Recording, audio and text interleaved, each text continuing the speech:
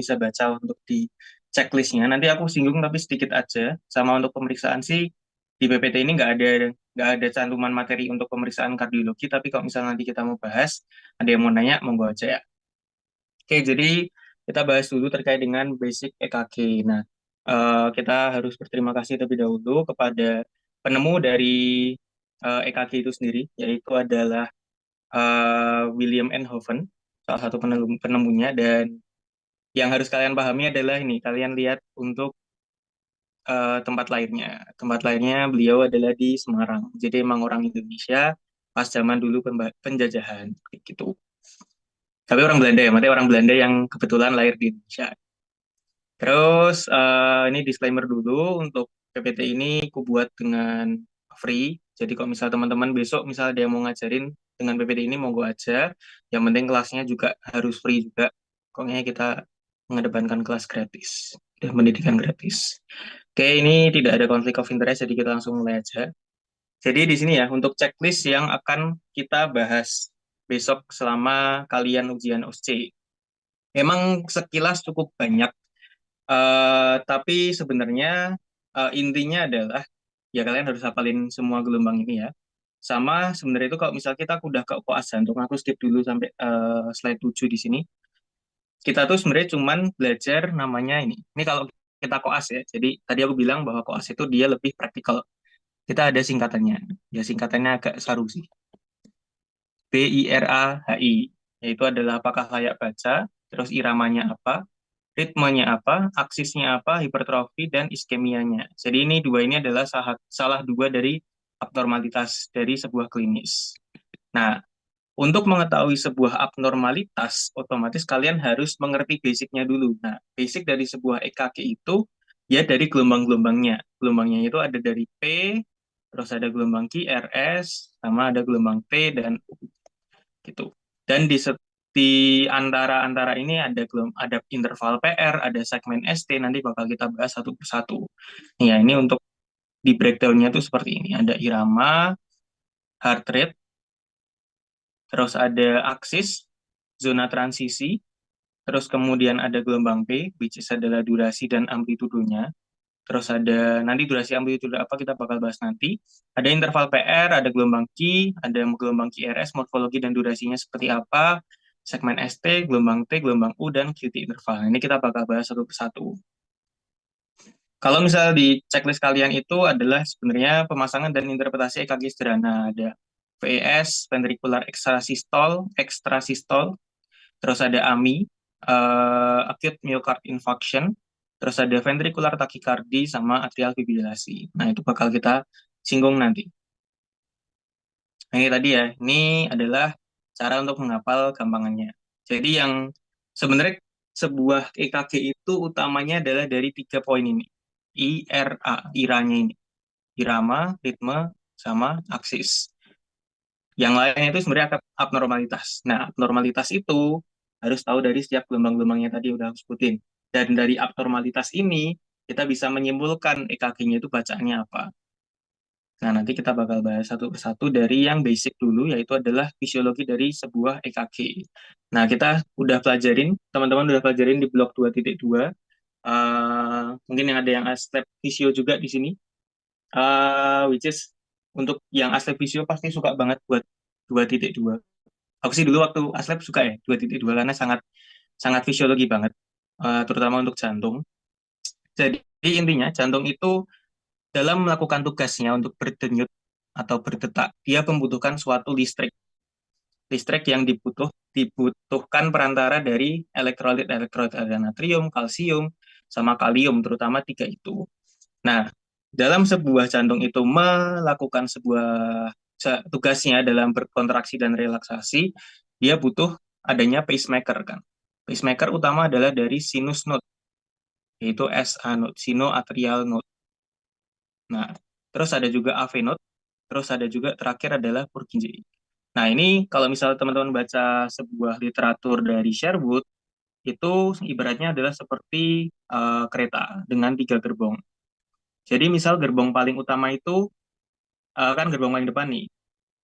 Otomatis ketika dia antar gerbong ini dia terhubung sama suatu rantai, ketika si paling depan ini memiliki kecepatan paling tinggi, misal katakan gerbong paling depan ini memiliki kekuatan atau kecepatan dengan 60 sampai 100 kilometer per jam. Nah, ketika suatu saat gerbong paling depan ini ambrol, entah rusak kah atau misal rantai di antaranya penghubungnya ini pecah, otomatis kan kereta tetap harus berjalan. Makanya dia bakal bisa di backup sama si gerbong yang kedua dengan kecepatan yang lebih rendah, yaitu 40 sampai 60 kilometer per jam. Nah, yang terakhir adalah gerbong yang terakhir. Tetap juga bisa misal gerbong kedua ini ancur atau jalannya ambrol, di tengah-tengah ini besinya ambrol, dia bisa bakal jadi yang ketiga ini ambil alih, jadi dengan kecepatan lebih rendah lagi, yaitu 20 sampai 40 kilometer per jam. Nah, normalnya karena dia kecepatannya emang lebih rendah yang gerbong kedua sama gerbong ketiga, otomatis ketika ada rantai di penghubungnya, dia bakal ngikut yang paling cepat di antara yang paling depan. Makanya ini untuk menggambarkan analogi dari SA node, AV node, dan juga Purkinje. Setiap dari mereka itu adalah suatu pacemaker dan mereka memiliki kecepatan masing-masing. SA node dengan kecepatan 60 sampai 100 beat per menit sampai 100 BPM denyut per menit. Kalau AV node adalah 40 sampai 60 dan untuk Purkinje 20 sampai 40. Nah, ini untuk jenis-jenisnya. Sebenarnya yang kita pelajarin waktu semester 2 adalah ada muscle cell dan juga pacemaking cell, di mana muscle cell adalah myocardial contractile cell yang dia memiliki fase plateau, jangan lupa, di mana ada kalium yang keluar dan kalsium yang masuk supaya meningkatkan fase refraktorinya.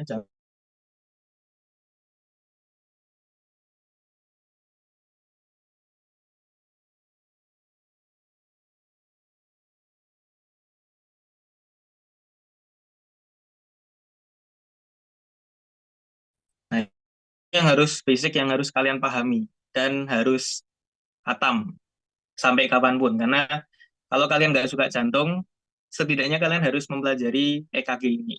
Karena suatu dokter umum besok, seseorang dokter umum besok pasti akan sangat terpapar dengan pasien-pasien yang membutuhkan kalian untuk bisa membaca EKG.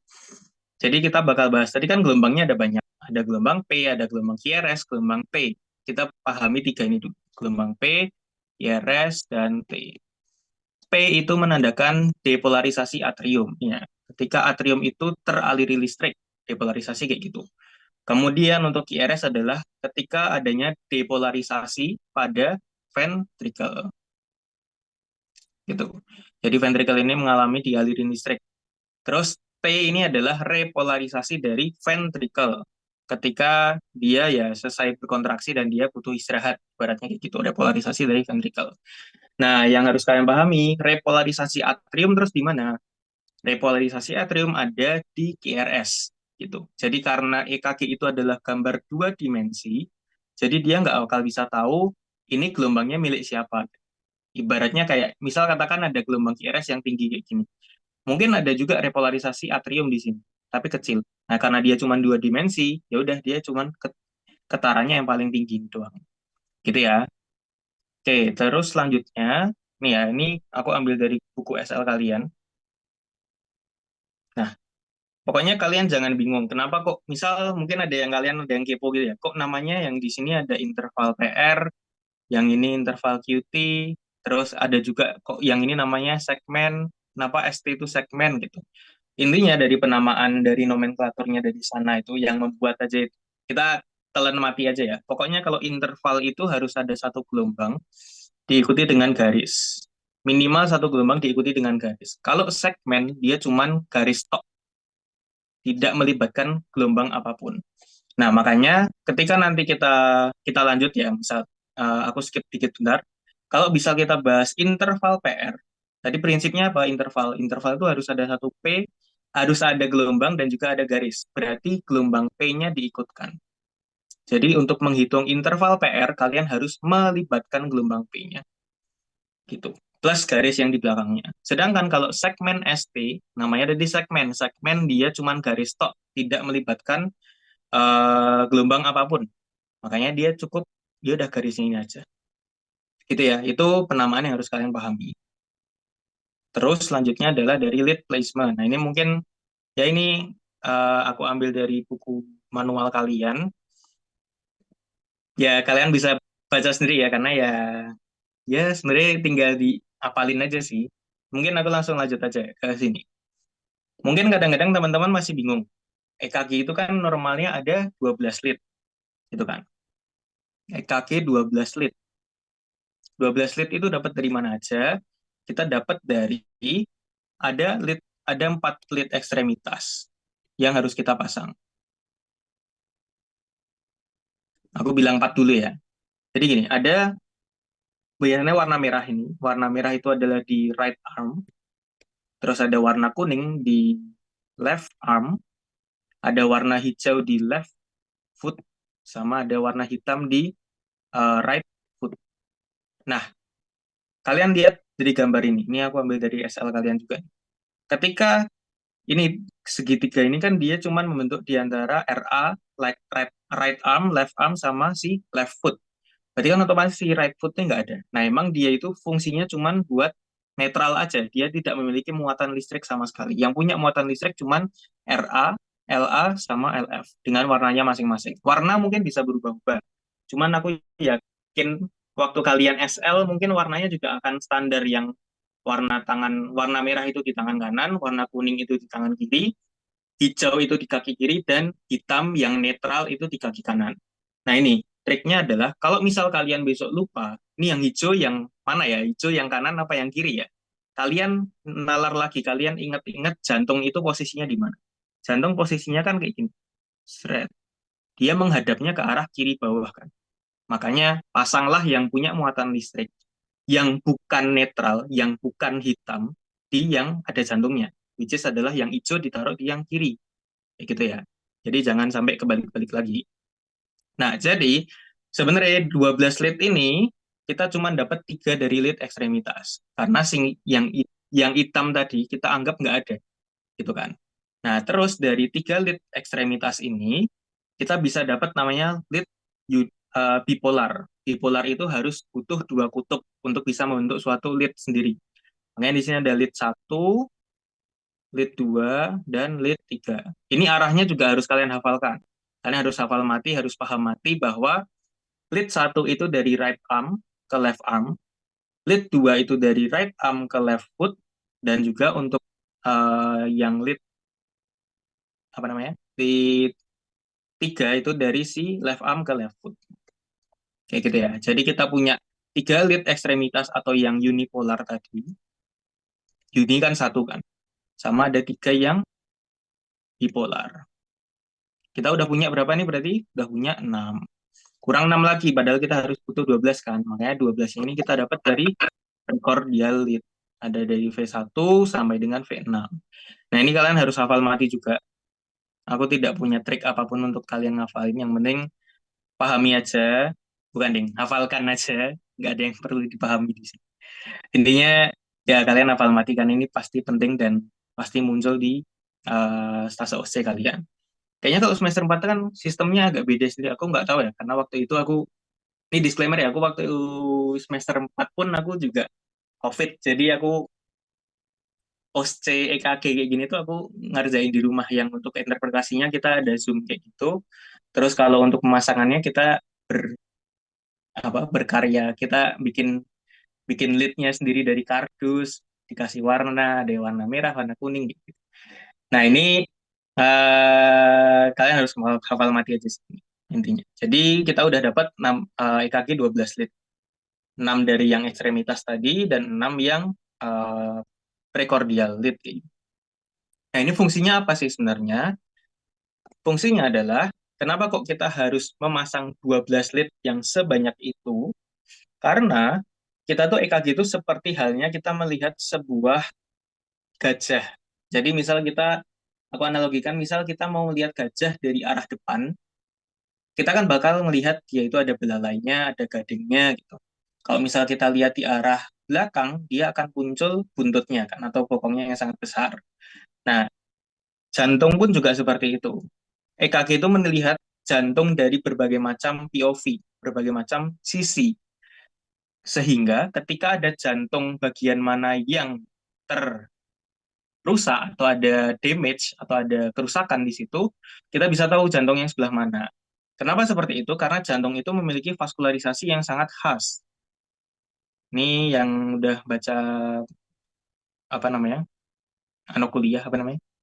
Materi kuliah pasti juga tidak asing lagi. Intinya, jantung itu memiliki ada berapa arteri?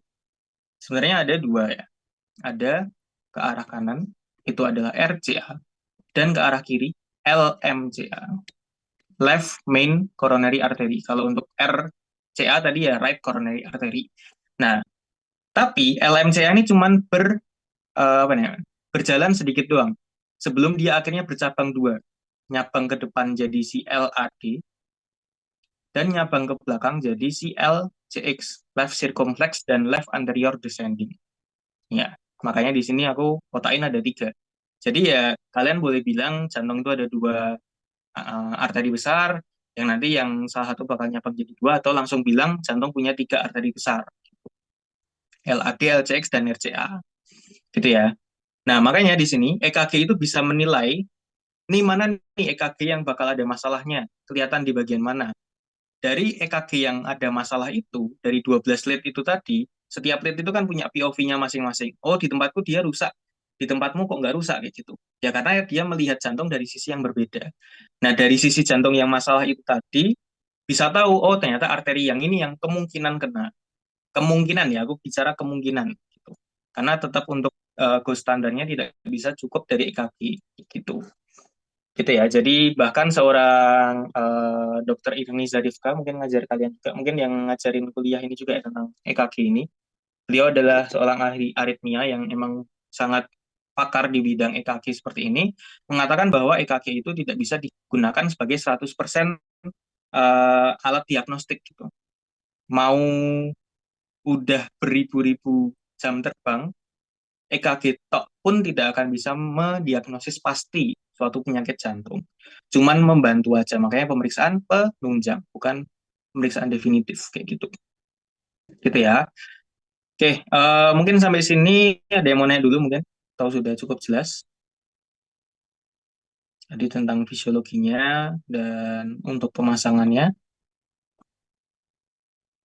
Kalau misalnya ada yang mau nanya, boleh lewat chat, boleh di all atau di apa namanya, private aja juga boleh. Oke, aku lanjutkan dulu saja berarti, kalau misalnya belum ada pertanyaan. Kita lanjutkan selanjutnya adalah heart rate, menghitung rate-nya atau jumlah nadinya, berapa denyutnya. Nah, ini yang harus kalian hafal mati juga. Jadi ingat-ingat ya, apa aja yang harus dihafal mati, pemasangan lead-nya, terus lead satu arahnya kemana, lead 2 arahnya kemana, lead 3 arahnya kemana, terus yang warna-warna lead tadi ada yang merah, kuning, hijau, hitam gitu. Itu harus kalian hafal mati. Nah, ini juga nih, yaitu adalah satuan dalam kotaknya EKG. Jadi EKG itu memiliki satu kotak kecil, kayak gini, dan ada satu kotak besar. Nih ya, kan kelihatan nih ada kotak-kotak kecil kayak gini, dan ada kotak yang besar. Nah, kalian harus hafal mati itu apa. Dalam EKG yang kalibrasinya normal, sebuah alat kan pasti harus dikalibrasi. Kita katakan kalibrasinya normal. Satu kotak kecil itu akan memiliki nilai normal 0,04 second atau 0,1 volt. Kok beda, Mas? Beda dari sumbu X atau sumbu Y-nya. Jadi EKG itu untuk sumbu X-nya, dia menandakan waktu. Sumbu X ini menandakan waktu. Sumbu Y-nya adalah menandakan amplitudo atau kekuatan dari listriknya. Ini amplitudo. Gitu ya. Jadi, satu kotak kecil kayak gini, otomatis dia punya dua arah kan, ada yang sumbu X, ada yang sumbu Y, sama ada yang sumbu X. Nah, yang sumbu X ini dia 0,04, yang sumbu Y 0,1. Ini penting banget, harus kalian hafal mati. Gitu ya. Nah, untuk satu kotak besar kayak gini, dia punya 5 kotak kecil. Jadi kalau misalnya kita mau tahu dia berapa second atau berapa voltnya, ya udah tinggal ini dikali 5. Which is satu kotak besar atau 5 kotak kecil ini menandakan 0,04 kali 5 berarti 0,2 second, atau 0,1 kali 5 berarti 0,5 volt. Kayak gitu ya. Nah, itu kan satu kotak kecil sama satu kotak besar. Satu kotak besar tadi berapa? 0,2 second. Berarti untuk dapat 1 detik adalah 1 detik. Berarti butuh berapa? Berapa kotak besar? Yaitu adalah 5 kotak besar. Karena satu kotak besar tadi 0,2. Untuk dapat 1 detik berarti harus dikali 5. Gitu ya. Ya, jadi satu kotak kecil itu 0,04 second, satu kotak besar itu 0,2 second, 5 kotak besar itu 1 detik. Gitu. Itu harus kalian hafal. Nah, maksudnya apa juga nanti ini akan sangat penting ketika kita udah bahas lebih dalam. Ini harus kalian pahami, konsepnya harus kalian pahami.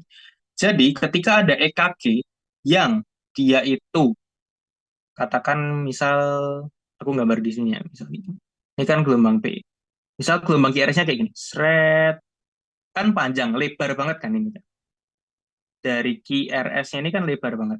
Otomatis ketika aku bilang kayak gini, ketika aku mencontohkan sebuah gelombang QRS yang seperti ini, karena dia secara sumbu X lebih lama, lebih panjang, padahal sumbu X tadi menandakan waktu. Berarti otomatis si gelombang ini tuh butuh waktu yang lebih lama daripada normalnya gitu ya. Jadi yang itu harus kalian pahami. Apa arti dari waktunya di situ. Nah, ini yang ada di buku manual kalian. Sebenarnya prinsipnya sama seperti yang udah aku jelasin. Intinya 0,1 volt, millivolt, sorry.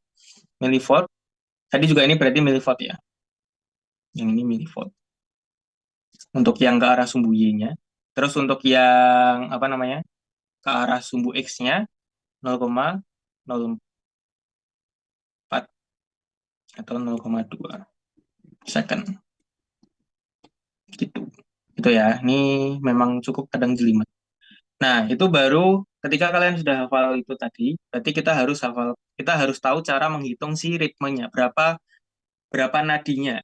Jadi itu sama seperti ketika kalian menghitung pakai kalian meraba arteri radialis dibandingkan kiri kanan, oh simetris, pulsasi teraba kuat. Kemudian akan saya dengarkan selama 1 menit penuh di tangan kanan saja. Oh ternyata heart rate-nya adalah 70. Nah ini yang kita hitung lewat EKG itu si ritme itu adalah menghitung itu. Caranya adalah si rumusnya itu normalnya adalah 300 dibagi dengan kotak besar. Ini harus kalian hafal. 300, jangan tanya itu dari mana. Pokoknya hafalin aja 300 dibagi kotak besar. Nah, jadi misal contoh nih, misal ini kan ada kotak kecil kan yang kayak gini. Ini kotak kecil, ini kotak besar kayak gini. Nah, misal katakan kita mau bilang yang dari sini ke sini. Cara ngitungnya adalah dari puncak gelombang R ke gelombang R selanjutnya. Nah, ini kita hitung berapa kotak besar sih? Ternyata 1, 2, 3. Oh, ternyata 3 kotak besar. Berarti rumusnya kita masukin. 300 dibagi 3 kotak besar. Berarti 100 bit per menit. Itu cara menghitung dari ritme pakai kotak besar. Nah, tapi kadang-kadang EKG itu nggak seindah itu. Ada kadang R ke R-nya itu tidak pas di kotak besar sama kotak besarnya. Maka kita bisa pakai si kotak kecil gitu. Nanti mungkin contohnya lebih jelas ya. Tapi intinya kita bisa juga pakai kotak kecil. Nah, karena tadi prinsipnya apa? Rumus aslinya kan 300 dibagi kotak besar. Kalau misal kita mau pakai kotak kecil tadi gimana? Berarti kotak besar buat dapat kotak kecil berarti dikali berapa? Dikali 5. Berarti 5 kali 300 dibagi kotak kecil. Berarti rumusnya adalah 1500 bagi kotak kecil. Gitu ya. Caranya sama, prinsipnya sama, yaitu adalah menghitung dari R ke R ini berapa kotak kecil. Oh, ternyata kalau misalnya ini berarti 1, 2, 3, 4, 5, 6, 7, 8, 9, 10. Oh, ternyata 10. 10 berarti 1500 dibagi 10 berarti 150 bit per menit. Kayak gitu ya, itu untuk cara menghitungnya. Nah, ini yang agak cukup PR, yaitu adalah ketika iramanya adalah irregular. Prinsipnya adalah, kan untuk mendapatkan heart rate atau rate dari jantung, itu kan harus dalam waktu 1 menit penuh, kan beat per menit. Dalam 1 menit itu berapa? Dalam 60 detik itu berapa denyutan? Nah, berarti kita harus tahu dulu nih, cara dapat 60 detiknya ini gimana? Caranya adalah kita menghitung pakai namanya irama 6 detik. Nah, ini kenapa aku tadi bilang adalah penting. Tadi prinsipnya kita balik lagi ke sini. Untuk dapat 1 detik, itu berapa kotak besar? Nih ya tadi ya, satu kotak kecil 0,04 second. Satu kotak besar atau 5 kotak kecil adalah 0,2 second. Satu, untuk dapat 1 detik harus butuh 5 kotak besar. Berarti kalau misal kita mau dapat 6 detik, berarti gimana? Ya udah ini kali 6, ini juga kali 6, berarti 30 kotak besar. Nah, jadi misal di irama yang irregular gini. Ini contohnya sih sebenarnya masih si reguler ya sebenarnya. Ini antar jarak ke R-nya ini sama sebenarnya. Cuman nggak apa-apa kita jadiin contoh aja. Jadi harusnya untuk dapat 6 detik berapa? 30 kotak besar. Jadi kita hitung nih ya satu-satu. 1, 2, 3, 4, 5, 6, 7, 8, 9, 10, 11, 12, 13, 14, 15, 16, 24.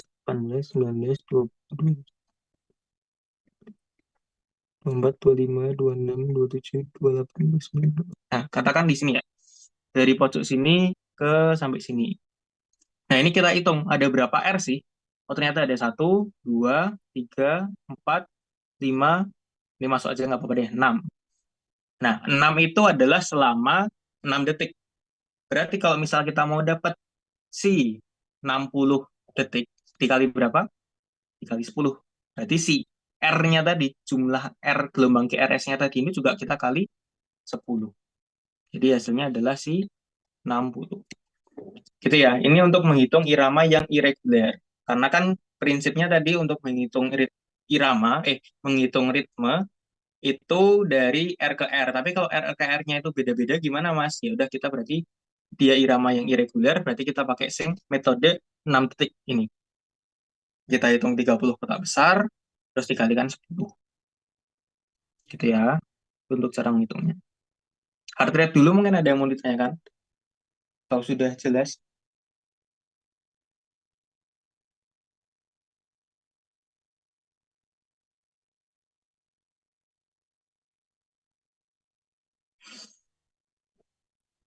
Oke, kalau misal masih belum ada yang bertanya, kita lanjutkan dulu. Nah, ini terkait dengan aksis.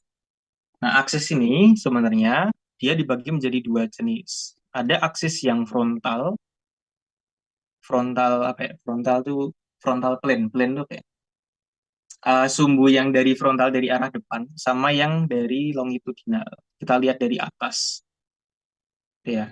Nah, itu namanya transitional zone. Nah, sebenarnya aksis itu apa sih? Mungkin kalian udah ngitung, udah kalian pas belajar waktu EKG kemarin waktu apa? Waktu skills lab kalian diajarin dengan cara busur kita apa namanya? Kita bikin garis terus kita cek sudut-sudutnya berapa kayak gitu kan. Nah, tapi mungkin kalian masih belum paham aksis itu apa. Sebenarnya aksis itu adalah average direction of electrical movement of the heart. Artinya apa? Artinya kelistrikan jantung itu arahnya dari mana ke mana sih? Gitu. Secara resultan, secara totalnya itu jantung kita tuh ngasih listrik dari mana ke mana arahnya gitu. Karena kalau misal kita masih belajar fisika, mungkin kalian lebih fresh juga. Fisika waktu SMA, listrik adalah besaran vektor. Dia nggak cuma punya si besaran yang nominalnya, tapi dia juga punya arah. Gitu.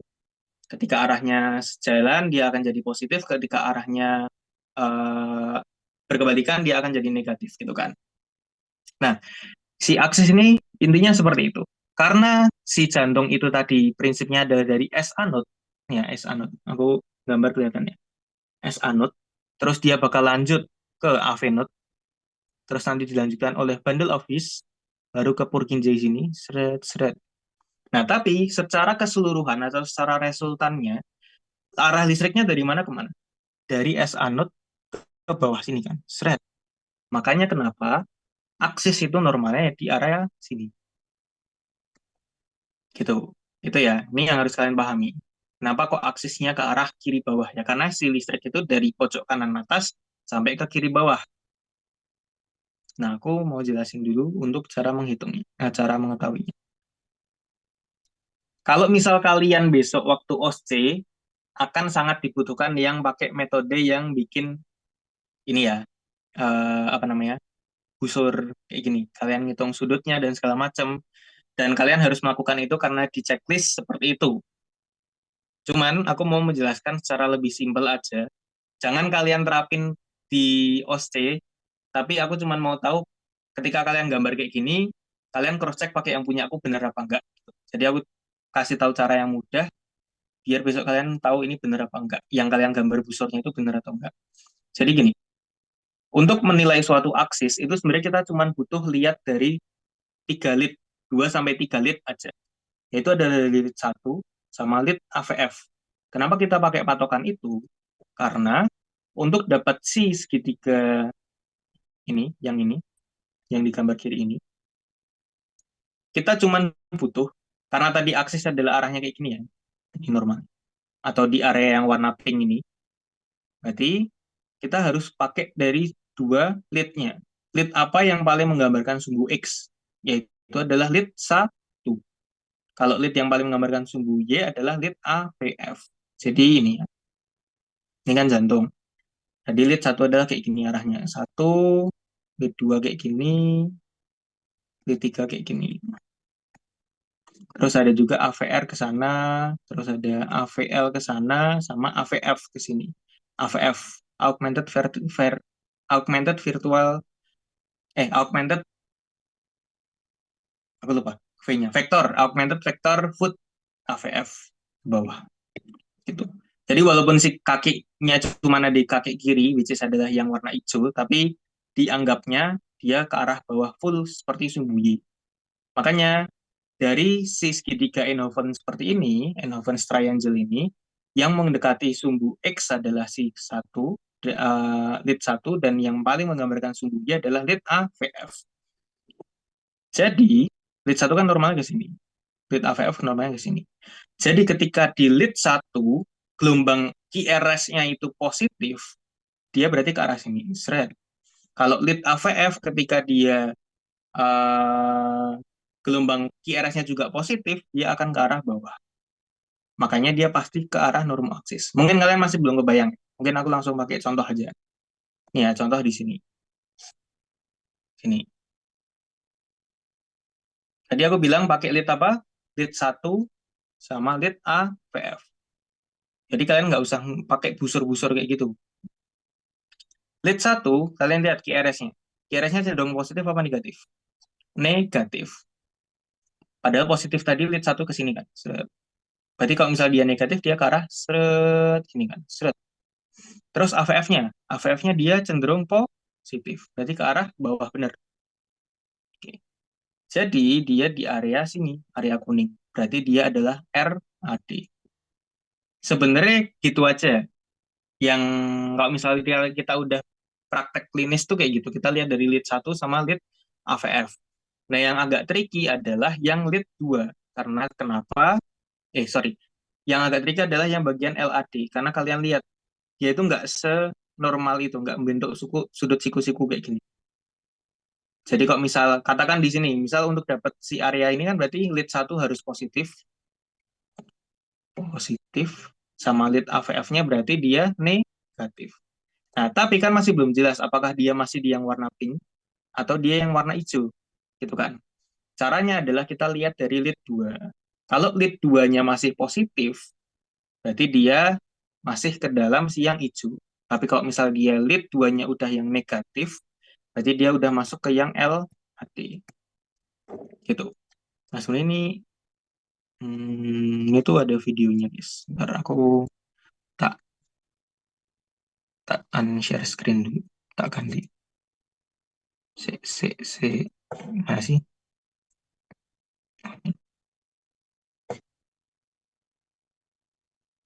Bentar ya, guys.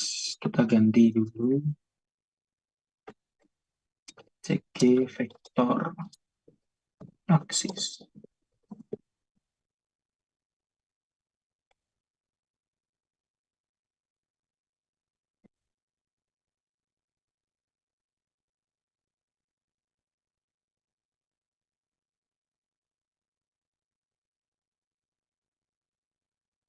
Oke, udah kelihatan ya?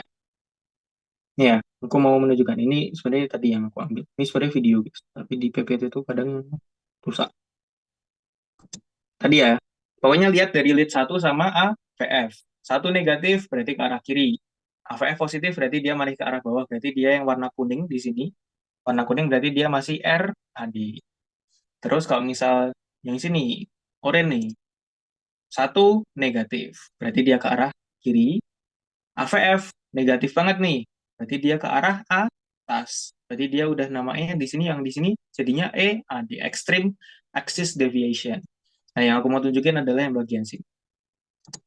Ya, ini kan warna biru. Berarti kan dia adalah CLAD, Left Axis Deviation. Berarti dia satu positif. Berarti ke arah kanan nih satunya, seret. AVF-nya negatif, arah atas, seret. Nah, harusnya kan dia masuk sini. Nah, tapi kan masih bingung apakah dia LAD apa dia masih normoaksis. Nah, patokannya adalah lihat dari lead 2. Lead 2-nya negatif. Oh, berarti dia masuk ke arah sini. Masih udah masuk ke LAD. Nah, kalian pahami betul-betul ketika udah mau di pergantian ya. Semakin mendekati si yang normal ini, normoaksis ini, lead 2-nya makin netral kan. Ketika dia udah ke warna yang hijau, dia lebih cenderung positif. Gitu ya. Jadi secara praktis, kita bisa menggunakan lead 1 AVF dan juga lead 2 untuk menentukan aksisnya ke arah aksis mana. Cuman, aku balikin lagi, aku sangat menekankan ketika kalian mau OSC, pakailah apa yang sudah diajarkan ke kalian, which is pakai yang busur-busur itu. Karena emang secara legi artisnya menentukannya dari situ. Ini cuman praktisnya aja. Gitu ya, itu untuk mengetahui terkait dengan aksis. Jadi semoga besok kalian nggak bingung. Jadi ketika kalian dapat misal gambaran yang di contoh buku manual kalian. Mungkin kalian sekilas kayak, Yopo maksudnya. Tapi sebenarnya ya simpel. Misal kita cari yang A nih. A. Satunya apa? Positif. Berarti ke arah kanan. AVF-nya apa? Positif. Berarti ke arah bawah. Dia berarti masih di arah sini. Berarti dia apa? Normoaksis. Terus yang B. Satu negatif. Berarti ke arah kiri. Tek, tek, tek, tek, tek, kiri.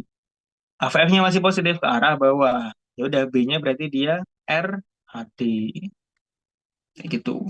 Yang C, satu positif, AVF negatif. Nah, ini harusnya lihat dari lead 2 juga. Gitu. Gitu ya. Jadi memang ini adalah cara praktisnya. Aku nggak tahu kalian udah diajarin apa belum ya di waktu kuliah atau waktu skills lab. Tapi kalau misal belum, semoga ini membantu untuk bisa kalian terapkan. Waktu praktek klinis ya, jangan waktu OSC. Karena kalau OSC kayaknya tetap kalian harus gambar-gambar gitu. Gitu. Nah, mungkin aku sedikit sekilas saja biar kalian tahu sebenarnya aksis ini fungsinya buat apa. Sebenarnya aksis ini maknanya apa, kenapa kok dia bisa bergeser, dan apa artinya bergeser atau enggak. Jadi gini, jantung itu kan, mana ya gambar paling enak? Gini aja deh. Tadi kan, prinsipnya kan jantung itu dari RA, dari RA node yang punya dari RA yang punya S anode, dia ke bawah sini. Seret. Karena emang secara mayoritas listriknya ke arah sini. Nah, tapi aku kasih analogi yang aku sering pakai adalah katakan kita punya satu lampu dan kita punya tiga lampu.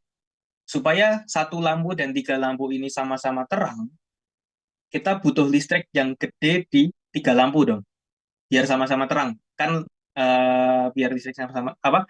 Biar lampunya sama-sama terang, kita harus kasih pasokan yang lebih banyak di yang tiga lampu. Nah, ketika jantung itu juga sama. Ketika otot-otot jantung itu memiliki jumlah yang lebih banyak, otomatis dia butuh dialirin listrik lebih banyak kan. Kebayang nggak? Jadi, misal contoh, normalnya kayak gini. Tapi tiba-tiba right ventricle-mu tuh kayak gini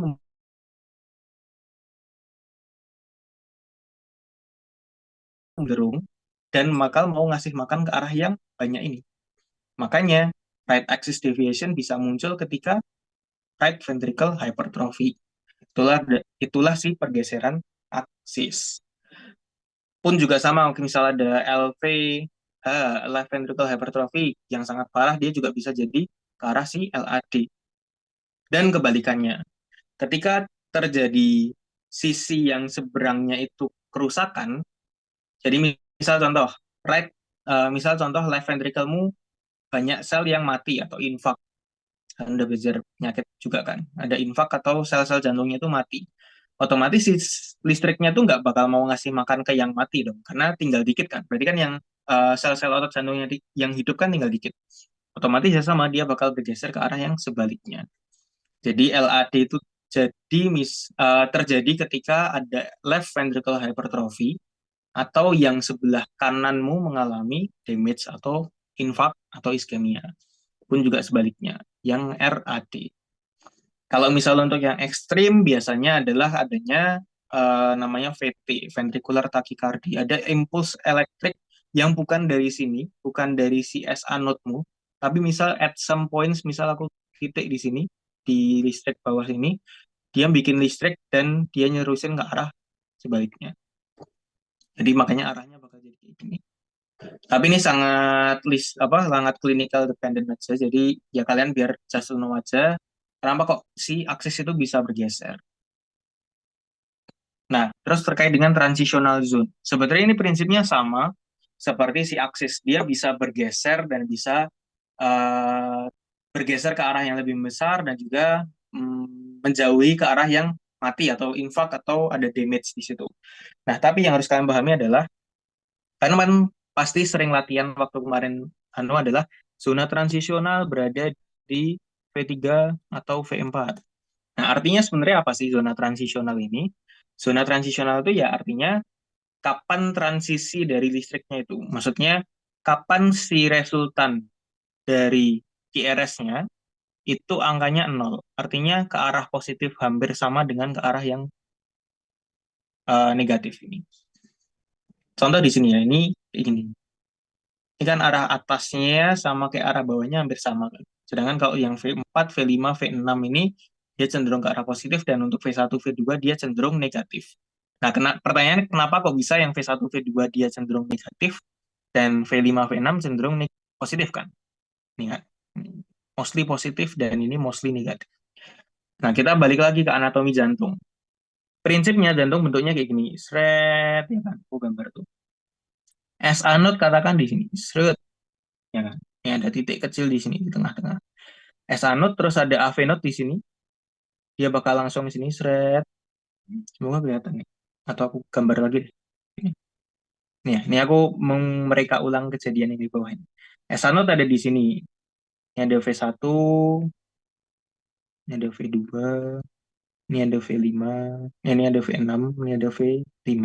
Katakan kayak gini ya. SA node ada di sini, AV node ada di sini. Kan normalnya adalah listrik itu dari sini. SA node ke AV node terus ke semua ventricle sini kan. Nah, prinsipnya apa tadi? Listrik itu adalah suatu besaran vektor. Jadi dia punya arah. Ketika arahnya searah, dia jadi positif ke arah. Ketika arahnya berkebalikan, dia jadi negatif. Nah, oleh V1, dia dari awal, dia bakal ngerasa kayak dia dideketin. Oh, makanya dia bakal jadi defleksi positif dulu. Terus setelah itu dia bakal ngerasa dijauhin. V1 ini memandang jantung itu kan kayak gitu. Dia bakal ngerasa dijauhin terus. Makanya dia jadi cenderung negatif. Gitu ya. Makanya kenapa di V1 dia cenderung negatif. Sedangkan kalau di V6, mau dari awal sampai dengan akhir, dia akan cenderung merasa, oh aku dideketin terus sama listrik. Ya udah makanya dia jadi mostly positif di V6. Nah, ini sama prinsipnya ketika misal contoh RV-mu besar, RVH, RV kan di seret. Misal contoh kayak gini ya. Otomatis si listrik jantung bakal cenderung ke arah sini kan, seret. Makanya ketika ada RVH, dia pasti bakal bergeser ke arah V1 kayak gitu. Jadi V1-nya malah cenderung positif. Gitu ya. Nah, yang harus kalian pahami adalah clockwise dan counterclockwise. Nah, ini sebenarnya emang waktu aku membaca manual skills lab, ya manual skills lab kita tidak berubah. Zaman dulu aku juga baca yang kayak gini. Pun aku juga masih bingung. Aku bingung waktu zaman itu, maksudnya apa sih clockwise, counterclockwise? Karena ini tuh sisi yang sebelah ini tuh menilai transisional ini menilai dari bawah, dari kaudal ke kranial. Jadi ibaratnya kalian bayangin aja, ini ada manusia kayak gini dengan jantung yang kayak gini. Kalian tuh ngelihat jantung itu dari bawah diafragma ke arah atas itu, makanya gambarnya tuh seperti ini. Cuman emang agak susah. Nah, Kalau saranku adalah yaudah hafalin mati aja bahwa ketika ini clockwise itu berarti dia zona transisionalnya ke arah V5 V6. Di CW itu adalah ke 5 V5 V6. CCW itu adalah ketika zona transisional ke arah V1 V2. Tadi ingat ya, zona transisional adalah zona atau aksis yang mana resultan antara si yang positif sama negatif itu hampir sama. Gitu ya. Jadi contoh nih, yang right nih, dia bergeser ke arah right. Berarti dia yang CW. Udah itu. Kalau untuk yang left, berarti dia yang CW. Clockwise. Itu mungkin sampai sini dari fisiologi. Ada yang mau ditanyakan?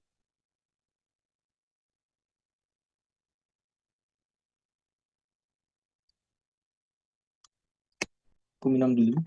Kalau ada yang mau tanyakan, monggo.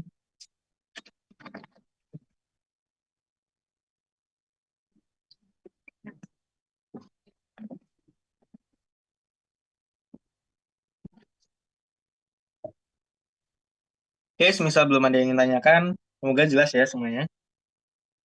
Kita bakal lanjutin dulu ke morfologi. Nah, kita bakal breakdown satu persatu dari gelombang-gelombang ini mulai asik di sini. Karena tadi itu penjelasannya doang yang banyak, tapi ketika kalian melakukan, ini yang sebenarnya 5 poin ini ya, apa? Poin yang heart rate, mati.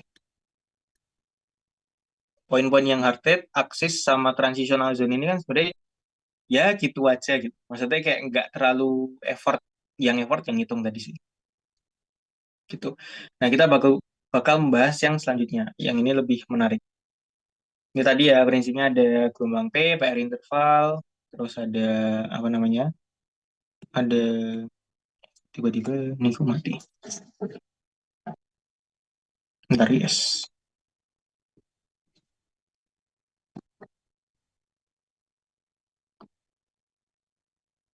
Kita lanjutin dulu aja. Ya, ini kalau aku ambil dari si apa namanya? Ambil dari manual skills lab kalian, itu adalah nilai-nilai normal yang ada di setiap gelombang dan interval yang harus kalian hafalkan. Emang sekilas cukup ribet, cuman nanti mungkin kita bakal bahas dan lalui satu persatu, dan semoga bisa aku jelaskan dengan simpel ya. Oke, jadi kita bahas satu persatu aja langsung ke gelombang P dulu. Nah, ini. Tadi di awal banget aku sudah menjelaskan bahwa gelombang P menandakan apa? Menandakan depolarisasi dari atrium. Kok penku tiba-tiba mati, guys? Kita baterainya enggak.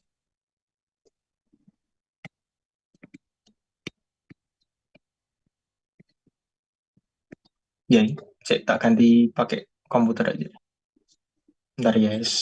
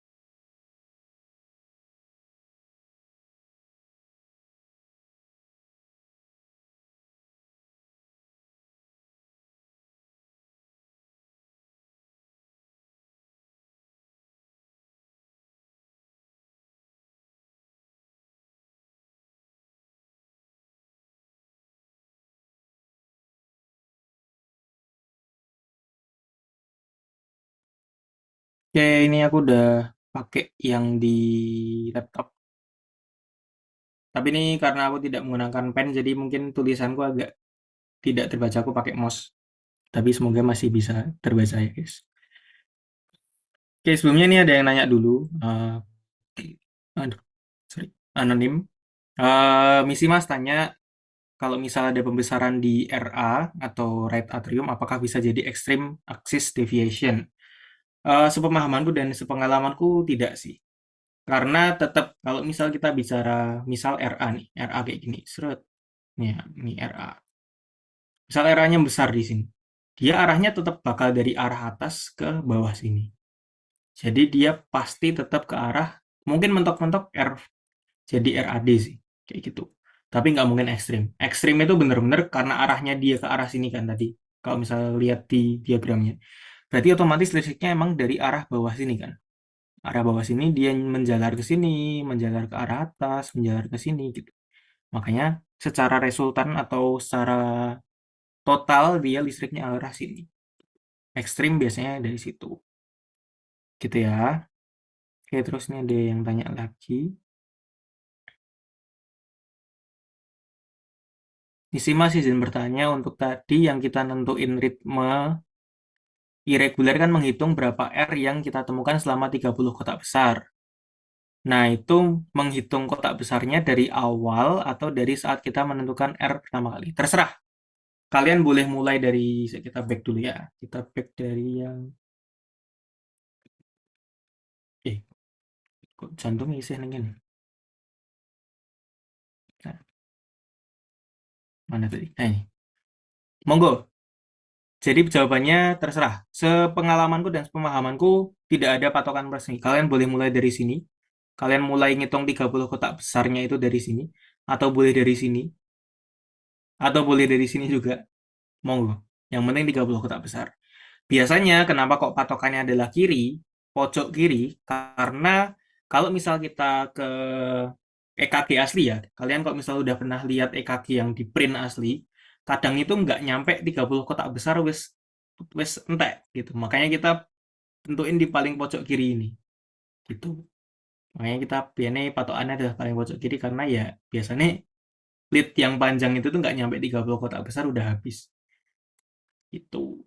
Jadi kalau kalau misal leadnya panjang kayak gini bisa sampai 100 kotak besar kayak gini ya monggo terserah mau mulai dari mana. Itu ya. Oke, terus aku lanjut dulu. Oke.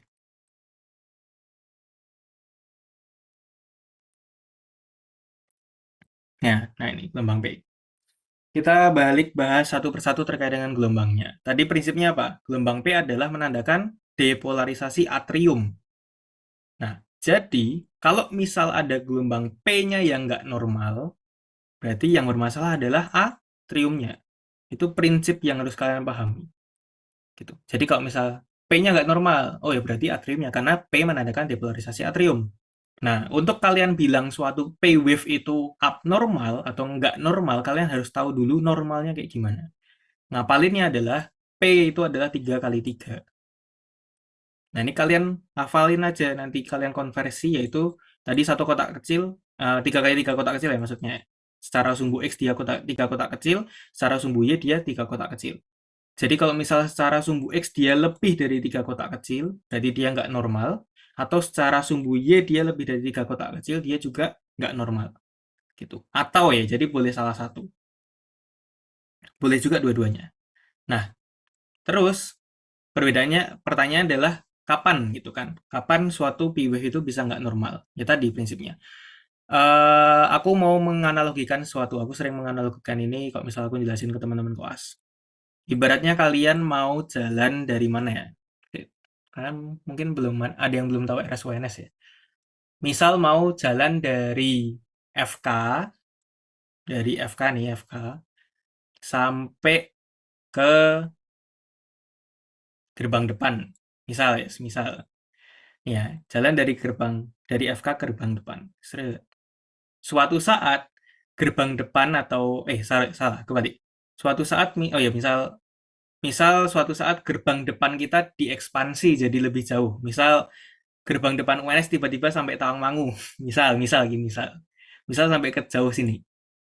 Otomatis perjalanan kita bakal butuh waktu lebih lama nggak? Ya dong, karena jaraknya juga lebih lama. Nah, sama prinsipnya, ketika si jantung itu misal normalnya seperti ini, dari RA ini tadi, terus dia butuh ke sini. Kan dia butuh mendepolarisasi yang atrium kiri juga kan. Nah, tiba-tiba atrium kirinya membesar, jadi spread, jadi segini. Otomatis jaraknya bakal jauh lebih lama nggak? Lebih panjang nggak? Lebih panjang. Otomatis ketika lebih panjang, dia butuh waktu lebih panjang juga. Makanya ketika P wave-mu itu lebih panjang secara sumbu X, dia berarti ada left atrial enlargement. Ada pembesaran dari atrium kiri, karena jaraknya jauh lebih panjang. Karena gerbang depanmu pindah ke Tawangmangu. Gitu. Sedangkan kalau untuk RAE, aku sering menggambarkannya adalah kayak gini. RAE, right atrium, ya kan? Padahal di right atrium tadi punya si SA node-mu. SA node-mu ada di right atrium. Suatu saat ketika right atrium membesar, misal contoh orang nge-gym dia otot-ototnya gede. Karena otot-ototnya gede, kekuatannya makin gede juga kan. Sama, ketika RAE terjadi suatu pembesaran dari otot atrium kanan, otomatis listrik yang dimunculin bakal lebih gede juga. Karena listriknya lebih gede, muatannya lebih besar, otomatis apa? Artinya amplitudonya lebih besar. Jadi kalau misal gelombang P-mu lebih dari 3 kotak kecil, secara sumbu Y, nih, dia berarti right atrium enlargement. Ini yang aku jelaskan adalah cara bodoh ya. Jadi aslinya yang terjadi bukan seperti itu. Cuman aku nggak akan memusingkan dan menjelaskan lebih jelimet dan lebih advance. Yang penting gitu aja. Kalau LAE dia secara sumbu X-nya lebih membesar dan untuk sumbu Y dia berarti right atriumnya yang membesar kayak gitu. Dan aku ragu ini bakal untuk RAE dan LAE bakal muncul di OC kalian. Jadi yang aku jelasin sekarang ini just to know aja gitu. Nah, ini kalau yang aku jelasin karena di eh, apa manual OC kalian tuh ada, manual skill set kalian tuh ada. Nih ya, normalnya adalah panjang tidak lebih dari 0,12. Padahal 0,12 tadi berapa? 3 kotak kecil. Terus amplitudo tidak lebih dari 3 mm atau 0,3 milivolt. Berarti 3 kotak kecil. Ya udah berarti 3 kali 3. Gitu. Terus yang defleksi-defleksi nanti aja. Nah, terus ini P mitral adalah ketika P-nya melebar. Tadi ya, kalau sumbu X-nya lebih panjang, berarti dia menandakan pembesaran atrium Q3. Namanya P mitral. Karena kalian lihat di sini. Atau lihat di yang contoh sebelumnya. Nih ya.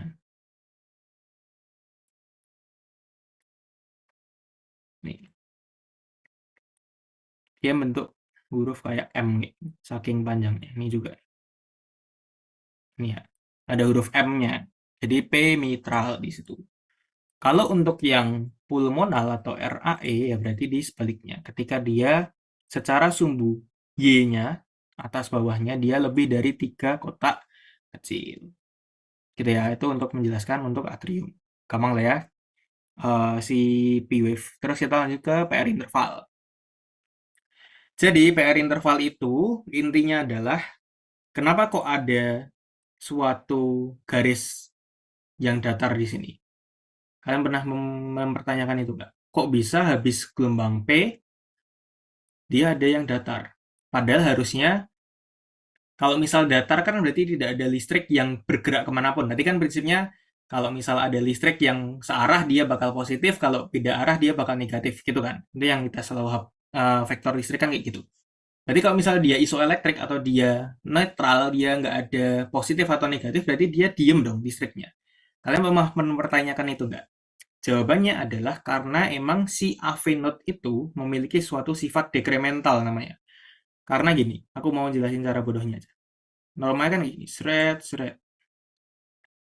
RA apa? Si S node ada di sini. Terus sisinya di gini kan. Ini AV node ada di sini. Nah, kalian nalar aja. Ketika misal contoh RA si SA node ini udah sampai ke AV node, terus langsung turun, padahal kan tadi dia harus ngedepolarisasi si ventricle kiri si atrium kiri dulu kan. Kalau dia jalan duluan, nanti bakal kacau dong. Yang ini dia bakal jalan ke bawah, yang dari sini dia bakal balik ke sini buat jalan ke bawah lagi. Makanya untuk diteruskan sampai ke ventricle, dia akan ada namanya delay, AV delay. Atau sifat dekremental dari AV itu tadi. Di hold dulu sampai si atrium kiri itu selesai berkontraksi, selesai berdepolarisasi, baru dilanjutin ke bawah. Makanya muncullah si gelombang yang datar ini. Garis yang datar ini, maaf. Which is adalah si PR interval. Nah, prinsipnya sama. Kalau misal ada kita mau bicara tentang PR interval yang abnormal, berarti kita harus tahu dulu yang normal kayak gimana. Tadi jangan lupa kalau P wave itu normalnya berapa? 3 kali 3. 3 kali 3 kotak kecil. P wave ya ini ya. Kalau PR interval ngapalinnya adalah 3 sampai 5. Nih ada kata tiganya. Terus sampai 5. Kalau dibahasakan secara sumbu X berarti 0,12 sampai 0,2. Nah, aku sih ngapalin ini penting kotak kecil ya, ya. Aku kalau ngapalin yang kotak kecil aja biar ya ini kan menghitung normal kan. Berarti kayak ya udah bisa dihitung sendiri gitu. Yang penting kita pakai yang kotak kecil ya biar gampang. Ya, betul. Ini ada yang sudah oh ini anu ya, private ya. Betul, karena dia punya nge-delay dulu, AV conduction delay namanya. Nah, ketika prinsipnya berarti kalau misal normalnya adalah 3 sampai 5 kotak kecil, berarti kalau lebih dari 5 kotak kecil dia abnormal, kurang dari 3 juga dia abnormal. Udah kan? Abnormal kan berarti sesimpel itu. Dia kurang atau lebih dari nilai normalnya. Kita bahas dulu yang paling simpel adalah yang lebih dari 5 kotak kecil. Artinya, karena si PR interval tadi menandakan adanya delay, adanya macet di AV node-mu, kalau dia makin lama, macetnya makin panjang, otomatis ya macetnya parah dong. Makanya kita bilang abnormalitasnya adalah AV block. AV block kita bagi jadi 3 derajat. First degree, second degree, sama third degree. Second degree kita bagi jadi 2, ada tipe 1 atau Mobitz 1 dan Mobitz 2. Nah, kita bahas satu persatu ya. Oke, jadi yang pertama adalah kita bahas dari yang first degree AV block. Kalian lihat aja, PR intervalnya dia lebih dari 5 kotak kecil. Ini lebih dari 5, ini lebih dari 5, ini lebih dari 5. Nah, yang harus kalian pahami adalah kelebihannya atau memanjangnya, PR intervalnya ini memanjang konstan. Maksudnya apa konstan? Maksudnya setiap PR interval itu memanjang dalam waktu yang sama. Jadi contoh ini, 8 kotak kecil. Ini juga 8 kotak kecil. Ini 8 kotak kecil. Gitu ya, itu arti konstan. Tapi lebih dari 5 kotak kecil. Itu. Nah, terus kalau untuk yang second degree AV block, which is kita bagi jadi 2, ada si Mobitz 1 dan juga Mobitz 2 di sini. Aku selalu menjelaskannya dengan analogi lagi. Ibaratnya kita punya sekolah nih. Sekolah itu normalnya masuk di pukul 7 pagi kan, 7 a.m. Terus kita punya 2 anak bandel. Anak bandel pertama, nih ada anak bandel pertama. Anak bandel pertama dia di hari Senin, dia masuk jam 8, berarti udah telat. Di hari Selasa dia masuk jam 9, berarti dia udah makin telat lagi. Di hari Rabu dia masuk jam 10, makin telat lagi kan. Di hari Kamis dia bolos. Bedakan dengan anak bandel yang kedua. Anak bandel yang kedua, mau di hari Senin, Selasa, Rabu, dia tetap masuk jam 8. Artinya dia telat, tapi telatnya itu ya udah sama terus gitu. Baru di hari Kamis mereka berdua ini sama-sama bolos. Nah, itu adalah untuk membedakan antara second degree AV block tipe 1 sama tipe 2. Kalian lihat, PR interval yang di Mobit 1, nih, PR intervalnya makin lama makin panjang. Ini makin panjang, ini makin panjang, baru tiba-tiba dia ada namanya drop bit. Ada gelombang P yang tidak diikuti oleh QRS. Artinya si anak bandelnya ini lagi bolos nih. Gitu ya. Nah, untuk yang second degree AV block yang tipe 2, Mobitz 2 di sini, tadi prinsipnya apa? Sama terus. Dia jam hari Senin, hari Selasa, hari Rabu dia sama-sama-sama. Otomatis apa? Ini, PR intervalnya dia konstan. Konstan as in seperti yang di first degree, tapi tiba-tiba dia ada fase dia bolosnya di sini.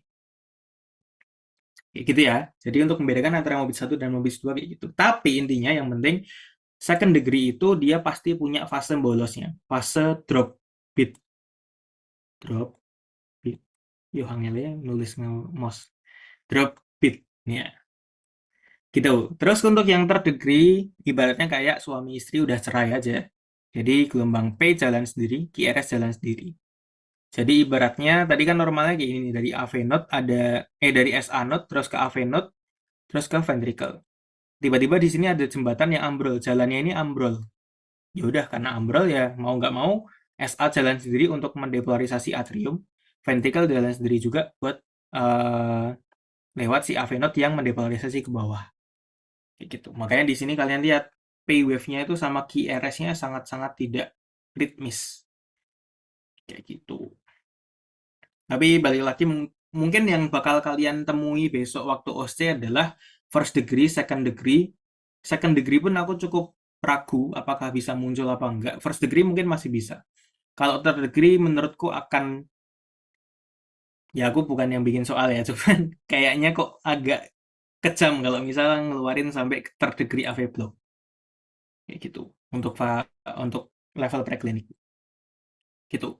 Jadi balik lagi prinsipnya, PR interval tadi normalnya berapa? 3 sampai 5. Kalau lebih dari 5 berarti dia masuk ke AV block, AV block, AV block, AV block.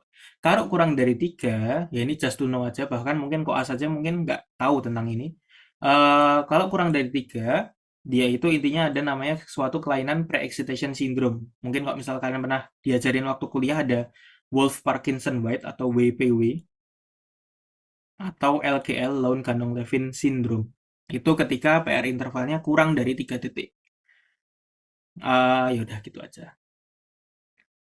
Mungkin lanjut dulu aja. Sampai ini ya. Ini yang ada di manual skills lab kalian. Ada derajat 1, derajat 2, derajat 2 tipe 2, sama derajat 3. Yang penting ada drop bit-nya ini ya. Ini ada drop bit gitu. Itu jadi ini ya yang cerai, suami istri cerai gitu. Oke, sudah. Kita lanjut ke yang PRS. Nah, ini kita fase yang paling asik dari EKG. Asik dalam tanda kutip, asik buat yang suka. Bentar, guys.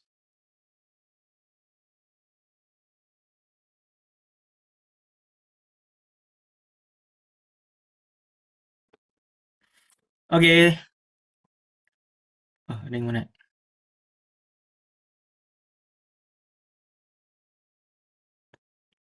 Oke, PR interval kurang dari 3 kotak kecil, bunyi jantungnya hampir barengan.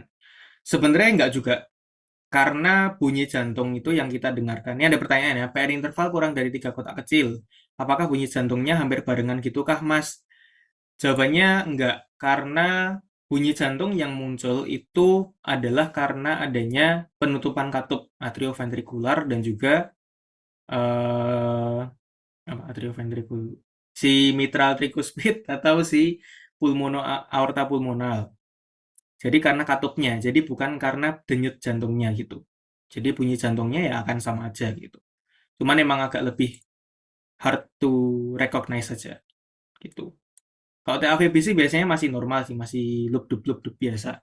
Yang susah adalah yang AF, atrial fibrilasi, karena jantungnya cuman deg deg deg deg deg deg deg. Dia berdenyut sangat cepat dan tidak reguler, nah itu yang agak susah di situ. Kita nggak bisa menentukan mana yang eh, kan untuk menentukan BJ1 dan BJ2 adalah kita harus tahu juga kita bandingkan dengan yang di pulsasi di arteri radialis kan. Yang suara loop-dupnya yang barengan sama si duk-duk yang ada di arteri radialis itu adalah si BJ1, bunyi jantung 1. Nah, pada pasien dengan AF atau kelainan-kelainan yang lain, aku contohnya apa lupa. Pokoknya paling sering AF. Karena dia sangat irregularly irregular, eh, denyut nadi dan denyut jantung. Harus kalian bedakan ya. Denyut nadi itu adalah denyut yang kalian rasakan di arteri radialis. Denyut jantung adalah yang kalian dengerin waktu auskultasi. Yang loop dup itu adalah denyut jantung. Denyut nadi adalah yang ada di arteri perifer kalian yang kalian palpasi. Nah, ini ada namanya pulsus defisit. Perbedaan antara si denyut nadi sama denyut jantung. Jadi nggak bisa kalian tentuin mana yang BJ1, BJ2 karena mereka berdenyutnya itu nggak sama, nggak seirama gitu. Jadi nggak bisa kalian tentuin, oh ini yang BJ1, ini BJ2 gitu. Gitu. Gitu ya. Oke, terus selanjutnya adalah ada pertanyaan lagi, Mas izin bertanya untuk PR interval dilihatnya dari lead 2 kan Mas? Oke, mungkin ini aku akan menjelaskan habis ini aja. Karena nanti kenapa kok kita melihat semua, hampir semua dari EKG itu kita lihat dari lead 2. Tapi jawabannya benar. Bisa benar, bisa enggak sih. Terserah sih. Tapi paling enak sebenarnya, aku bilang paling enak ya. Paling enak sebenarnya dari lead 2. Gitu. Nah, kenapanya adalah kita bakal bahas. Nah, jadi kita bakal bahas terkait dengan QRS kompleks. QRS kompleks dari namanya ada Q, ada R, ada S. Kalian harus pahami nomenklaturnya dulu. Gelombang Q adalah defleksi negatif pertama. Gelombang R adalah defleksi positif pertama. Gelombang S adalah defleksi negatif setelah gelombang R. Ini harus kalian pahami. Jadi, contoh misal pada kayak gini. Pertama tadi, gelombang Q adalah defleksi negatif pertama. Oh, ini masuk nih, ada defleksi negatif. Terus ada defleksi positif, seret, ada R. Terus apakah ada defleksi negatif selanjutnya?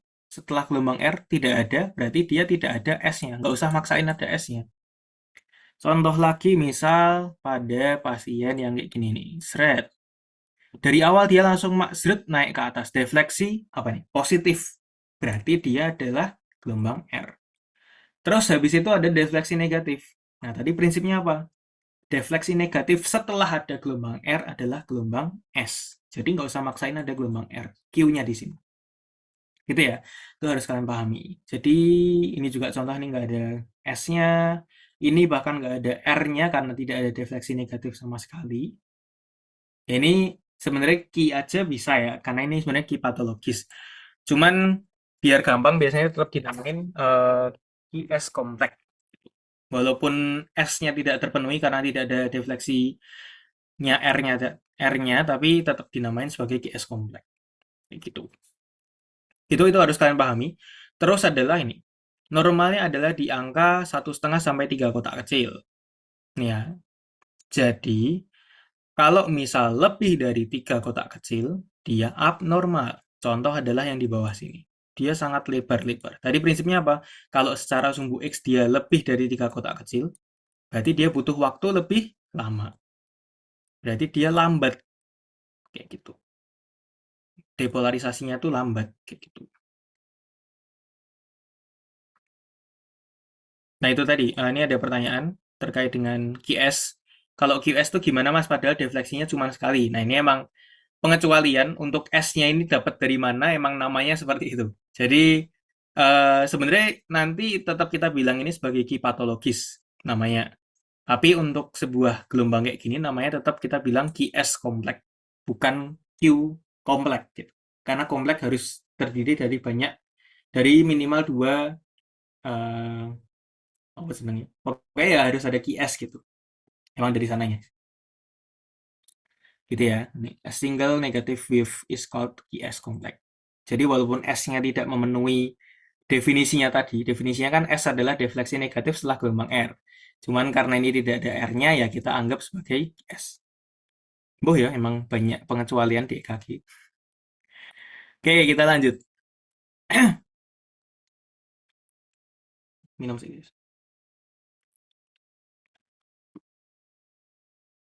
Nah, ini irama. Aku jamin tidak mungkin muncul serumit ini. Cuman aku mau menjelaskan konsepnya aja biar kalian paham. Jadi aku tidak memaksa kalian untuk hafal semua dari semua ini, tapi yang penting kalian paham. Kalian baca nih, ritem. Ritem itu irama. Terus kalian baca bahwa hampir semua irama ini terdiri dari berapa kata? 2 kata. Ya kan? Sinus ritem. Ada kata sinus dan ritem. Sinus aritmia. Atrial fibrilasi, atrial flutter, ventricular tachycardia. Hampir semuanya adalah dari 2 kata, kecuali yang kayak gini. Multifocal atrial tachycardia ini nggak usah dibahas dulu. Hampir semuanya 2 kata. Kata pertama adalah menandakan impulsnya itu dari mana. Sinus berarti dia berasal dari sinoatrial node atau SA node itu sendiri. Itu atrial. Ya, mungkin kalau kalian ada yang belum paham sinus ya artinya apa? Artinya adalah sinoatrial. Karena aku waktu semester 4 nggak paham juga kok jenenge iso sinus saka ngendi. Baru tahu waktu koas. Ya karena COVID juga ya mungkin tidak attention span kita berkurang. Intinya gitu.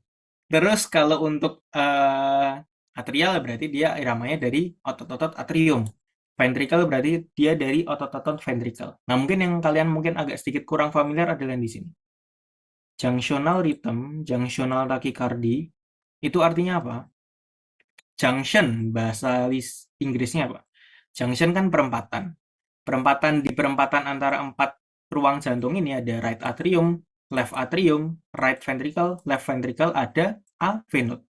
Jadi si junctional ini menandakan dari AV node. Iramanya dari AV node. Jadi bukan kayak ini kan sinus nih, bukan A itu gitu. Jadi namanya adalah si junctional. Gitu, jadi kita bakal bahas satu persatu. Nah, kita bakal bahas dulu dari yang paling simpel, yaitu adalah sinus.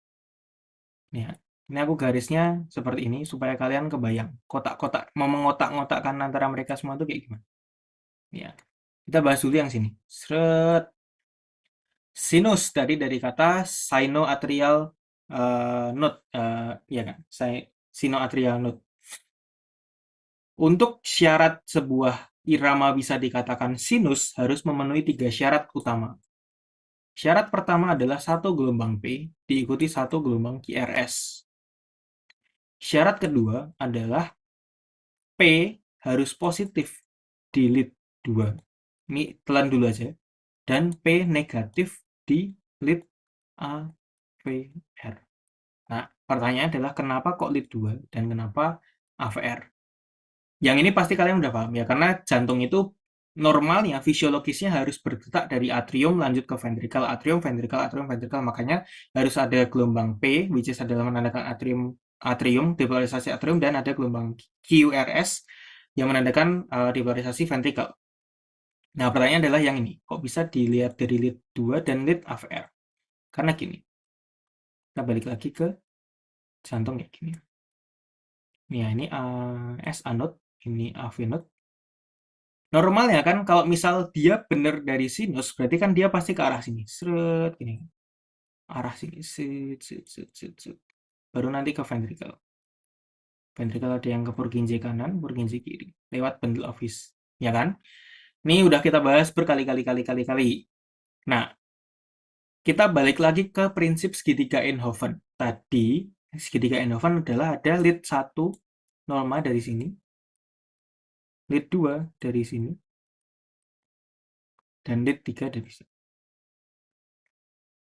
Nah, sisi sebelah manakah yang dia sangat-sangat merepresentasikan arah dari SA node ke AV node kayak gini? Yang tidak lain dan tidak bukan adalah lihat dari lead 2.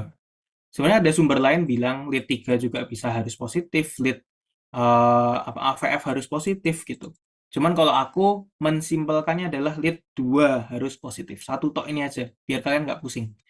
Nah, terus kenapa kok AVR-nya? Karena AVR itu jangan lupa, AVR itu diambil dari titik pusat jantung ke arah si right arm. Ini adalah AVR.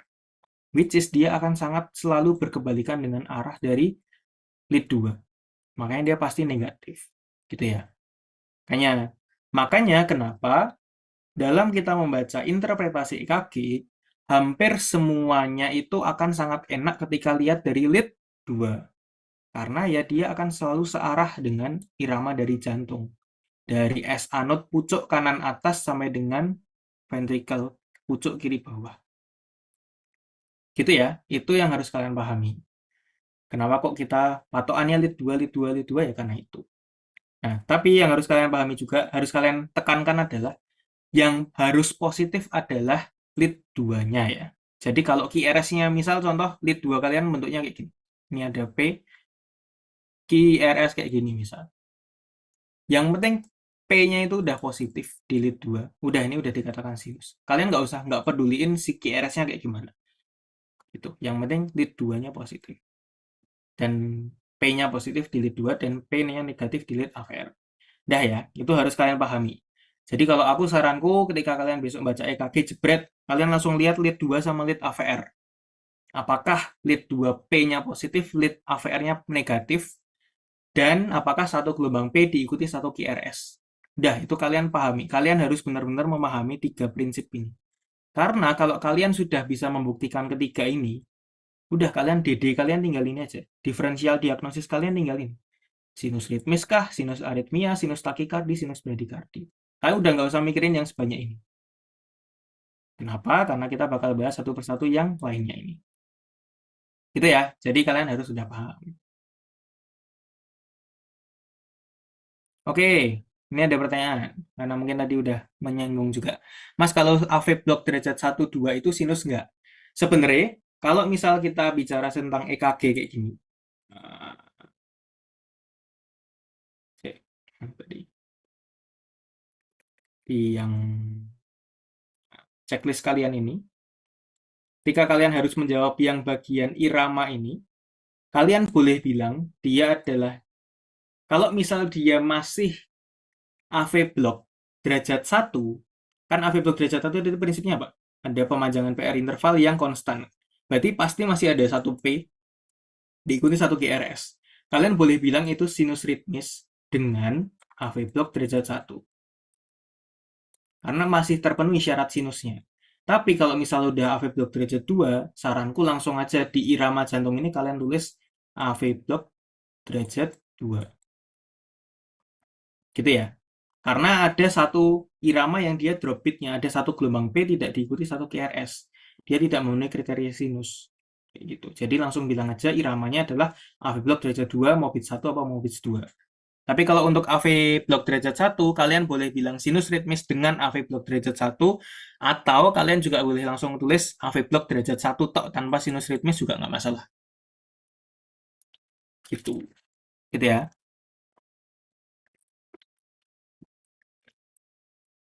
Oke, kita lanjutkan. Ya, kalau AV blok derajat 3 langsung AV blok derajat 3. Jadi, kalau AV blok derajat 3, karena pasti tidak memenuhi kriteria sinus, tidak memenuhi satu gelombang P diikuti satu QRS. Karena P-nya jalan sendiri, QRS-nya jalan sendiri, berarti pasti tidak diikuti. Makanya dia pasti bukan sinus. Gitu. Nah, mungkin yang harus kalian pahami juga adalah, dari semua irama ini, mana tadi? Ini ya. Dari semua irama ini, tidak ada irama A sinus. A sinus itu tidak ada. Jadi asinus itu ya semua irama ini. Semua irama yang bukan sinus itu namanya asinus. Cuman kan itu masih banyak banget. Ada atrial flutter, atrial fibrilasi, ventricular tachycardia, ventricular fibrilasi. Jadi tidak ada irama asinus. Tidak apa-apa karena waktu aku semester 4 pun juga aku menganggap bahwa ada irama asinus. Tapi ternyata tidak ada. Jadi aku mau menekankan itu ke kalian sebelum terlalu terlanjur. Jadi gitu ya. Jadi ketika 3 syarat sinus tadi sudah terpenuhi, jangan lupa satu gelombang P diikuti satu QRS, P positif di lead 2, dan P negatif di lead AVR. Berarti dia sudah dikatakan sebagai sinus. Tinggal kalian pikirin aja ini. Plus AV block aja. Udah, tinggal itu aja. Terus kita lanjut dulu ke bagian yang sini. Kemudian kalau untuk yang atrial flutter, atrial fibrilasi, atrial takikardi, atau atrial takikardi tapi dia multivokal, prinsipnya apa? Dia iramanya dari atrium. Depolarisasi atrium ditandai dengan gelombang P. Berarti kalau untuk atrial rhythm ini, atrial flutter, atrial fibrilasi, ada gelombang P-nya, tapi P-nya pasti nggak jelas. P-nya nggak jelas. P-nya nggak normal. Gitu. Kita bakal bahas nanti. Cuman, aku mau lanjut dulu aja ke bagian yang junctional. Balik lagi prinsipnya. Tadi irama jantung seperti ini. Dia ada SA node kayak gini, ada AV node. Ini. Nah, tadi kan di antara SA node sampai ke AV node ini ada 3 internodal pathway kan. Nah, aku mau menjelaskan dan menekankan bahwa Internodal pathway ini adalah jalan satu arah. Jadi kalau misal kita udah sampai ke AV node, kita nggak bisa naik ke atas lagi. Itu yang kalian harus pahami. Jadi, ketika irama itu startnya dari si AV node atau junctional, apakah dia akan mendepolarisasi atrium kalau jalannya satu arah? Jawabannya adalah tidak. Karena tidak mendepolarisasi atrium berarti apa? Tidak ada gelombang P. P-nya tidak ada di sini.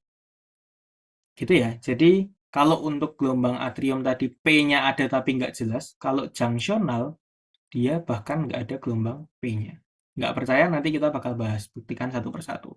Nah, terus selanjutnya adalah yang ventricle. Nah, ini ventricle nih. Ventricle sebanyak ini. Untuk menjelaskan tentang ventricle, aku mau menjelaskan dulu bahwa bundle of fish yang ada di sini, tadi mungkin kalian juga udah paham di anatomi semester 2. Aku bisa katakan bahwa bundle of fish di situ adalah suatu jalan tol. Jadi, dari AV node ini, which is adalah gerbang untuk ke jalan tol, ketika semua irama listrik itu lewat AV node, lewat gerbangnya, dia bisa dapat tiket ke jalan tol, dan karena dia lewat jalan tol berarti apa? Listriknya akan jauh lebih cepat, ya kan? Kita jalan tol biar lebih cepat dong. Otomatis ketika listriknya lewat jalan tol dan dia lebih cepat, berarti apa? QRS-nya bakal sempit, karena sumbu X-nya dia kecil. Tapi ketika irama itu bisa dari sini, dari sini, dari sini, yang dia bukan dari jalan tol, dia tidak memiliki akses ke AV node ini, atau iramanya dari ventricle di sini, dia tidak punya jalan tol, berarti dia lebih lambat. Makanya QRS-nya ketika di ventricle ini, dia bakal QRS-nya lebar. Jadi dia public enemy ini. Ventricle ke arah kanan ini dia QRS lebar, yang ke arah sini mau dari sinus, mau dari atrium, mau dari junctional, semuanya akan lewat AV node. Dan lewat bundle of fish, lewat jalan tol, QRS-nya jadi sempit. Dah. Jadi gitu ya. Jadi prinsipnya harus kalian pahami. Apakah dia memenuhi irama sinus 3 ini tadi? Kalau nggak memenuhi, langsung pikirin 3 ini. Kalau misal P-nya ada tapi nggak jelas, oh yaudah, berarti atrial. Kalau nggak ada P-nya sama sekali, oh berarti junctional. Kalau QRS-nya lebar-lebar, berarti dia nggak lewat jalan tol, berarti dia ventricle rhythm. Dah ya, simpel ya sebenarnya. Aku juga baru paham waktu koas. Makanya aku mau menjelaskan ke teman-teman biar nggak terlalu terlambat. Gitu. Jadi kita bakal bahas satu persatu. Gini ya. Tadi irama atrial. Atrial tadi prinsipnya apa? Dia dari gelombang P yang nggak jelas. Nah ini contoh aja. Atrial fibrilasi. Atrial flutter. Atrial fibrilasi bahkan ini kamu nggak bisa lihat P-nya yang mana. Ini gelombang T nih. Ini gelombang T, ini T, ini T. P-nya itu ada tapi namanya P fibril. Kalau atrial flutter, dia bikin sawtooth appearance namanya. Ya, P-nya ini muncul tapi berkali-kali gitu. Karena patofisiologinya itu ini jantung nih, dia itu listriknya tuh muter-muter di bagian atrium sini. Makanya setiap kali dia muter, dia bakal bikin gelombang P. Kayak gitu. Gitu ya. Nah, yang ini nggak usah kalian pahami, ini nggak usah kalian pahami. Koas juga belum tentu paham. Yang penting kalian pahami dua ini. Atrial fibrilasi dan juga atrial flutter. Untuk yang PAC ini bakal kita bahas nanti. Gitu ya. Jadi, terus ini tips and trick dari aku. Ketika kalian membaca EKG besok, iramanya dia irregular. Ya, irregular. Kalian lihat QRS-nya, kok ada yang panjang, ada yang pendek gitu. Coba langsung pikirin dia AF atau sinus aritmia. Karena sebenarnya sejatinya dari pengalamanku baca EKG juga ya. Ketika aku baca EKG itu iramanya irregular, DD-ku tuh cuma tinggal 4 aja. Apakah dia atrial fibrilasi, apakah dia sinus aritmia, apakah dia tinggal dua ini, wandering atrial pacemaker atau multifocal atrial tachycardia. Nah, karena MAT sama WAP kalian nggak perlu pikirin sekarang, udah berarti DD kalian tinggal sinus aritmia apa atrial fibrilasi. Udah itu tok, dua itu aja. Gitu ya. Kalau misal iramanya irregular. Nah, nanti ada pengecualian dikit, nanti aku jelasin di akhir. Itu untuk irama atrial. Untuk junctional, tadi prinsipnya apa? Dia berasal dari AV node. AV node tidak memiliki jalan internodal pathway yang dua arah. Dia cuma satu arah, berarti dia tidak mendepolarisasi atrium. Tidak mendepolarisasi atrium berarti tidak terbentuk gelombang P. P-nya nggak ada, berarti kalian lihat di sini. Apakah ada gelombang P-nya? Tidak ada. Makanya dia juga tidak memenuhi syarat sinus yang pertama. 1P diikuti 1 QRS. Nah, ini nggak ada gelombang P-nya, yaudah berarti dia bukan sinus. Kalau yang gelombang atrium tadi, yang ini 3P diikuti 1 QRS. Apakah itu memenuhi kriteria sinus? Tidak kan? Berarti dia bukan gelombang sinus. Dah. Nah, terus yang aku mau pahami juga, kalian paham adalah di sini. Junctional rhythm, dia normalnya tadi dari A, V node. Tadi di awal banget aku jelasin bahwa AV node itu suatu irama pacemaker backup kan. Dia bukan first line-nya. First line-nya kan SA node. AV node cuma bisa berdetak dalam kecepatan 40 sampai 60 beat per menit. Ya kan? Makanya di sini kalian lihat junctional rhythm dia normalnya di angka 40 sampai 60. Kalau lebih dari 60 berarti dia dinamakan sebagai accelerated junctional rhythm. Kalau dia lebih dari 60. Kalau lebih dari 100, prinsipnya balik lagi ke definisi takikardi, lebih dari 100 bpm. Berarti junctional takikardi. Gitu ya, itu harus kalian paham. Tapi aku juga ragu apakah junctional akan muncul, karena aku pun juga baru tahu junctional waktu koas, jadi kayaknya ya just know aja buat kalian. Nah, ini untuk irama ventricle. Untuk ventricle sendiri yang harus kalian pahami adalah adanya ini, polymorphic VT, ventricular tachycardy, sama ventricular fibrilasi. Menurutku ini yang paling sering ketika soal itu VT, ventricle rhythm. Jadi prinsipnya apa? Kalau ventricle karena dia tidak lewat jalan lor berarti QRS lebar, ya kan? QRS lebar berarti ya udah berarti QRS lebar. Terus adalah kalau ventricle tachycardy berarti ya dia QRS lebar plus tachycardy. Tachycardy berarti lebih dari 100 bpm. Kalau ventricle fibrilasi dia dia irregular nih. Dia ada yang kecil, ada yang panjang gitu. Dia cuma segini doang. Kalau polymorphic VT ini dinamakan nama lainnya mungkin ada yang tahu torsa de Poix. Torsa de Pointes. Mungkin ada yang pernah dengar atau pernah dijelasin di kuliah. Dari bahasa Latin atau bahasa apa ya? Torsa dari nama torsi kan. Waktu kita fisika dulu pernah diajarin torsi. Torsi artinya gerakan memutar. Pointes itu adalah garis. Jadi dia ibaratnya kayak suatu apa? Memutari garis kayak gitu.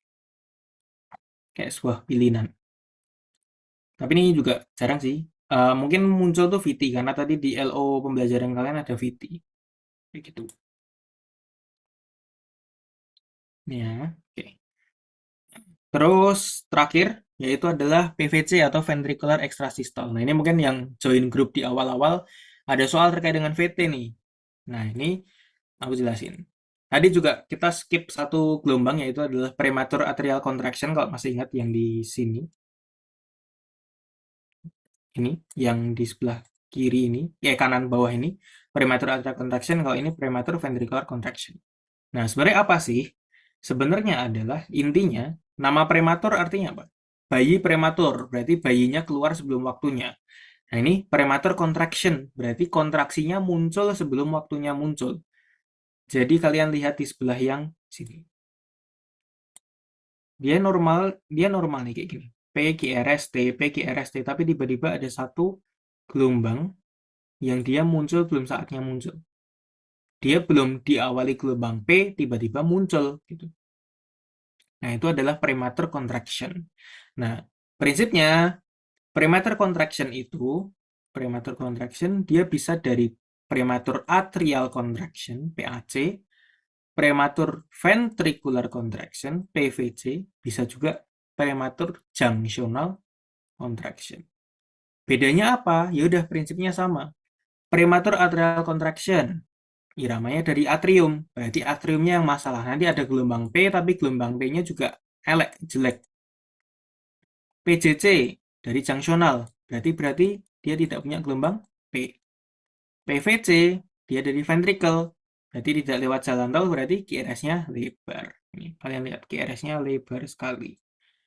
Ya, prinsipnya seperti itu. Makanya tadi aku jelasin terkait dengan irama-irama tadi, ya biar kalian tahu prinsipnya, biar kalau dikasih soal tuh kebayang lah, oh ini, mungkin kalian nggak ingat secara precisely itu irama apa, yang penting kalian, oh ini yang ini, oh ini yang ini, kayak gitu.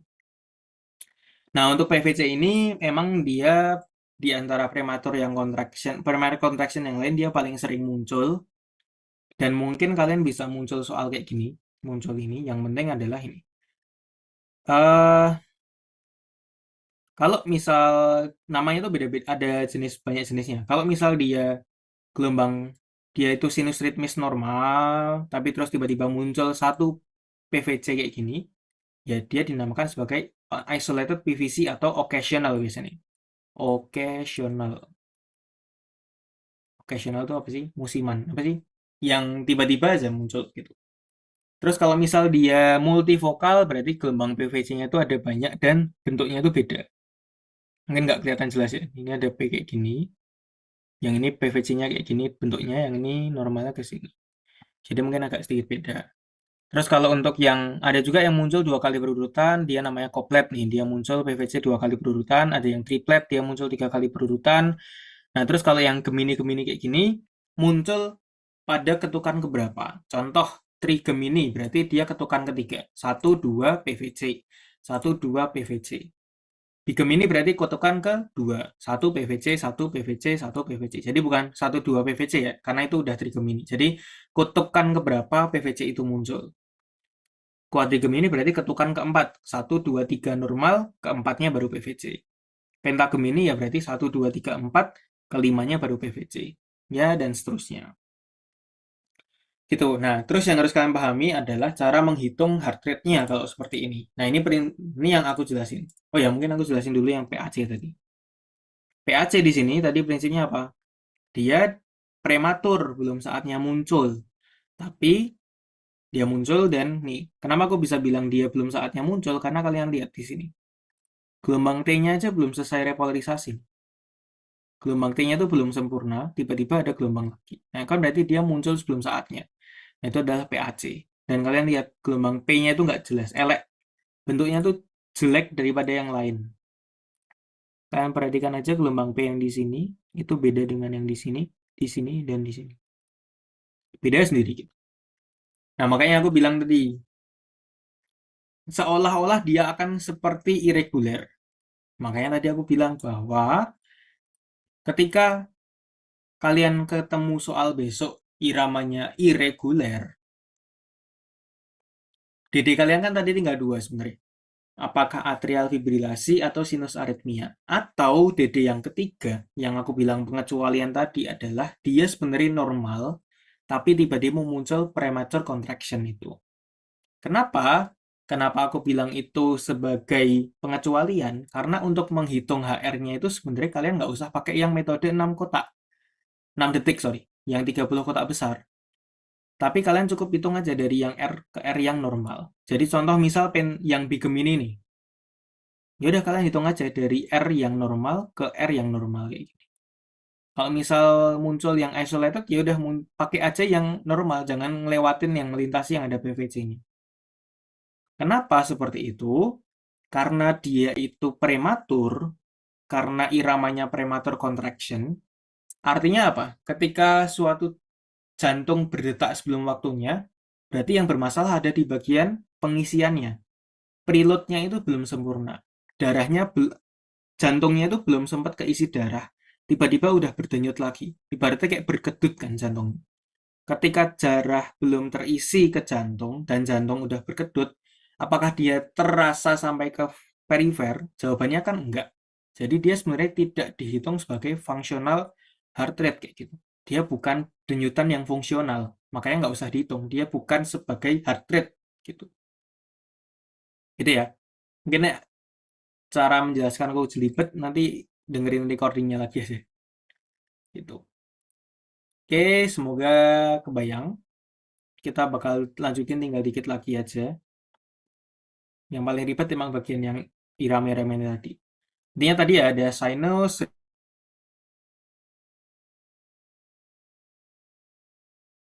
ada 3, dipenuhi apa? Satu gelombang P diikuti QRS, P positif dilihat 2 dan negatif dilihat AVR. Untuk atrial berarti dia ada P-nya tapi P-nya nggak jelas. Kalian pelajarin atrial flutter dan atrial fibrilasi. Terus untuk junctional, dia tidak ada gelombang P-nya karena mulai dari AV node, tapi kemungkinan kecil untuk keluar, ya tapi kalian pelajarin dikit aja. Sama ventricle. Ventricle karena dia tidak lewat jalan tol, berarti dia QRS-nya lebar. Gitu. Gitu ya, cara untuk menginterpretasikan irama EKG. Nah, terus untuk kipatologis, karena ini aku cantumkan karena di tempat kalian ada nih, di interpretasi di borangnya itu ada. Intinya kipatologis itu, intinya gini, kalian nggak usah pikirin tentang gelombang Q di bagian sini ya, sorry. Aku back dulu. Aku back ke bagian yang sini. Ya, bagian yang gelombang Q ini, yang nomor 10 ini, jawaban kalian nanti di soal kalian adalah apakah ada Q patologis apa enggak. Udah itu toh. Tidak ada gelombang Q patologis nomor 10. Atau kalian bisa jawab ada gelombang Q patologis di lead berapa berapa berapa gitu. Udah, pertanyaan kalian tuh cuma menentukan apakah ada gelombang Q patologis apa enggak. Nah, untuk kalian tahu gelombang Q patologis adalah ini. Emang syaratnya agak lebih ribet ya ini ya. Kalau aku sih biasanya mikirinnya adalah pertama ini, kalian pahamin gelombang Q itu tidak mungkin muncul di V1 sampai V3 karena tadi prinsipnya eh, yang tadi ya yang pemasangan lead ini AV, ini SA node, ini AV node, ini ventricle, ini kan pasti ke sini. Berarti si V1, V2 dan V3 ini pasti akan ada saat di mana dia merasa dideketin sama si QRS-nya dulu. Makanya pasti tidak mungkin muncul di V1 sampai V3 di patologis itu. Karena pasti ada gelombang Q-nya dulu. Gitu.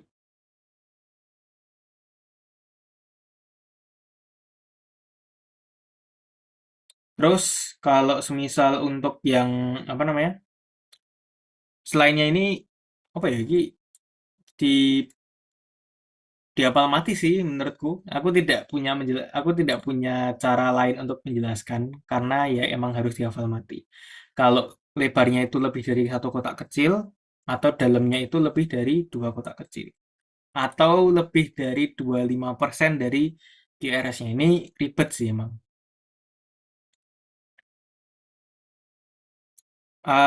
Sebentar ya, ini ada pertanyaan tapi tak jelasin dulu yang QRS, yang kipatologis ini. Kalau untuk yang paling ribet kan sebenarnya yang syarat ketiga ini ya, lebih dari 25% dari QRS. Cuman secara lapangan nyatanya emang yang paling sering dipakai adalah yang ini. Contoh misal ada gelombang Q kayak gini. Sorry, ini ketinggian. Ini nih, tak gambarin kayak gini. Ini sama gini. Nah, ini emang agak ekstrim sih. Tapi ini 25% dari QRS ini adalah intinya gelombang Q yang di sini itu lebih dari seperempat dari kotak yang ada di R-nya. Contoh nih, contoh ya. Misal di sini misal katakan ada gelombang R yang tingginya adalah 10 kotak kecil. Jadi, dia bisa dikatakan Q patologis kalau misal dia dalamnya Q-nya ini lebih dari 2,5 kotak kecil. Karena 25%-nya itu. Jadi kalau misal dia lebih dari 3, misal dia 3 kotak kecil, berarti dia udah dikatakan sebagai patologis. Intinya seperti itu. Tapi emang ini ribet, jadi kalian cukup hafal mati aja apakah ada patologis apa enggak, pakai yang syarat-syarat yang lain. Contoh pada di sini, ini ada patologis di lead 2, 3 AVF. Karena ini, Q-nya ini lebih dalam daripada si gelombang R-nya gitu. Pasti lebih dari 25% kalau kayak gini. Gitu ya, itu untuk patologis. Nah, terus ini ada pertanyaan, kalau morfologi QRS apa Mas? Apakah durasi atau apanya? Sih, aku lupa juga ya kalau misalnya di klinik apa ya? Bentar, bentar. Guys. Udah lama nggak berklinik. Ini ada morfologi sama durasi. Kalau untuk morfologinya, biasanya bilang morfologi normal sih biasanya. Kalau aku biasanya dulu, aku ngapalinnya morfologi QRS normal. Terus durasinya yaitu dihitung berapa kotak kecilnya. Normalnya 0,06 sampai 0,12 atau 1,5 kotak kecil sampai 3 kotak kecil. Gitu. Kalau misalnya dia ventricular rhythm tadi yang ventricular tachycardia, ventricular fibrillasi berarti dia durasinya lebih dari 3 kotak kecil. Berarti kalau kipatologis itu lihat dari semua lead. Nah, itu pertanyaan bagus. Cuman mungkin tak skip dulu aja, nanti kita bakal bahas nanti ya. Untuk mengetahui kipatologis itu apa. Kita tak lanjutin dulu aja. Sampai ke... Ini juga. Nah, ini morfologi. Kalau nggak salah morfologi juga kalian bisa nulisin ini. Apakah ada morfologi RBBB sama LBBB? Dah itu aja. Gitu. Aku agak lupa juga sih waktu dulu. Nah, aku sih dulu gelombang morfologi gelombang morfologi gelombang QRS normal wis ngono tok. Jane yo mbuh kuwi normal pura pokoknya tak tulis normal. Nah, situ aja. Terus kalau ST segmen. Kalau ST segmen ini, nah ini mungkin agak sedikit ribet ya. Yang penting kalian tahu apakah ada ST elevasi ataupun ST depresi. Udah itu aja. Bentar, bentar. Nah ini ya, mungkin aku jelasin pakai CSL kalian aja. Jadi normalnya itu emang SC segmen itu isoelektrik kayak gini. Jadi dia segaris dengan si gelombang P-nya ini. Dengan PR interval. Tapi ketika misal baseline yang kita jadikan pacuan itu adalah si PR intervalnya. Atau segmen PR-nya. Kalau ternyata ada peningkatan di sini, berarti dia dikatakan sebagai ST elevation. Kalau misal dia ada penurunan kayak gini, ini kan baseline-nya kayak gini. Kalau misal dia ada penurunan kayak gini, berarti dia dikatakan sebagai ST depression. Gitu. Gitu ya. Nah, ini sangat penting untuk menentukan nanti ada suatu paling sering adalah kayaknya sebenarnya apa penyebab kenapa bisa ada ST elevasi dan juga ST depresi itu banyak banget. Ini ada banyak, ada acute myocardial infarction, ada perikardis, segala macam ini. Ada juga penyebab yang ST depresi juga ada segala macam ini. Cuman kayaknya untuk level kalian cukup pelajarin bahwa ST elevasi itu muncul karena ada ST elevasi, ada acute myocardial infarction, dan untuk yang ST depresi muncul mungkin karena ada enstemi. Kayak gitu. Gitu ya. Ini untuk kita belajar dulu aja simpelnya. Nah, terus tadi ya ST elevasi kayak gitu. Nah, dikatakan normal atau enggak, dikatakan dia ST elevasinya meningkat atau enggak, ada ST elevasi atau enggak, kalian pelajarin pakai yang ini. Ini hafalan lagi dan aku nggak punya cara lain untuk menghafal. Nih, kalian hafalin yang kotak ini. V2, V3 itu ketika ada ST elevasi pada laki-laki atau perempuan atau usianya juga dipikirin, baru dikatakan S elevasi. Jadi contoh misal di sini dia kotak kecilnya dia S elevasi lebih dari 2,5 kotak kecil. Ya udah berarti dia dikatakan ST elevasi gitu. Tapi cuman pada V2, V3. Selain dari lead V2, V3 ini, mau dari V1, V4, V5, V6, AVR, AVL, AVF, lead 1, 2, 3, kalau ada ST elevasi, J poinnya lebih dari satu kotak kecil, cukup satu kotak kecil aja, dia udah dikatakan sebagai ST elevasi.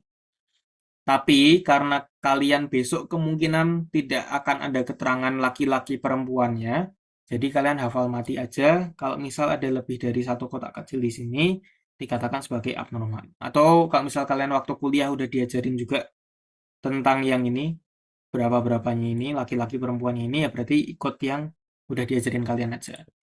Aku nggak tahu soalnya yang sekarang tuh udah diajarin sejauh apa.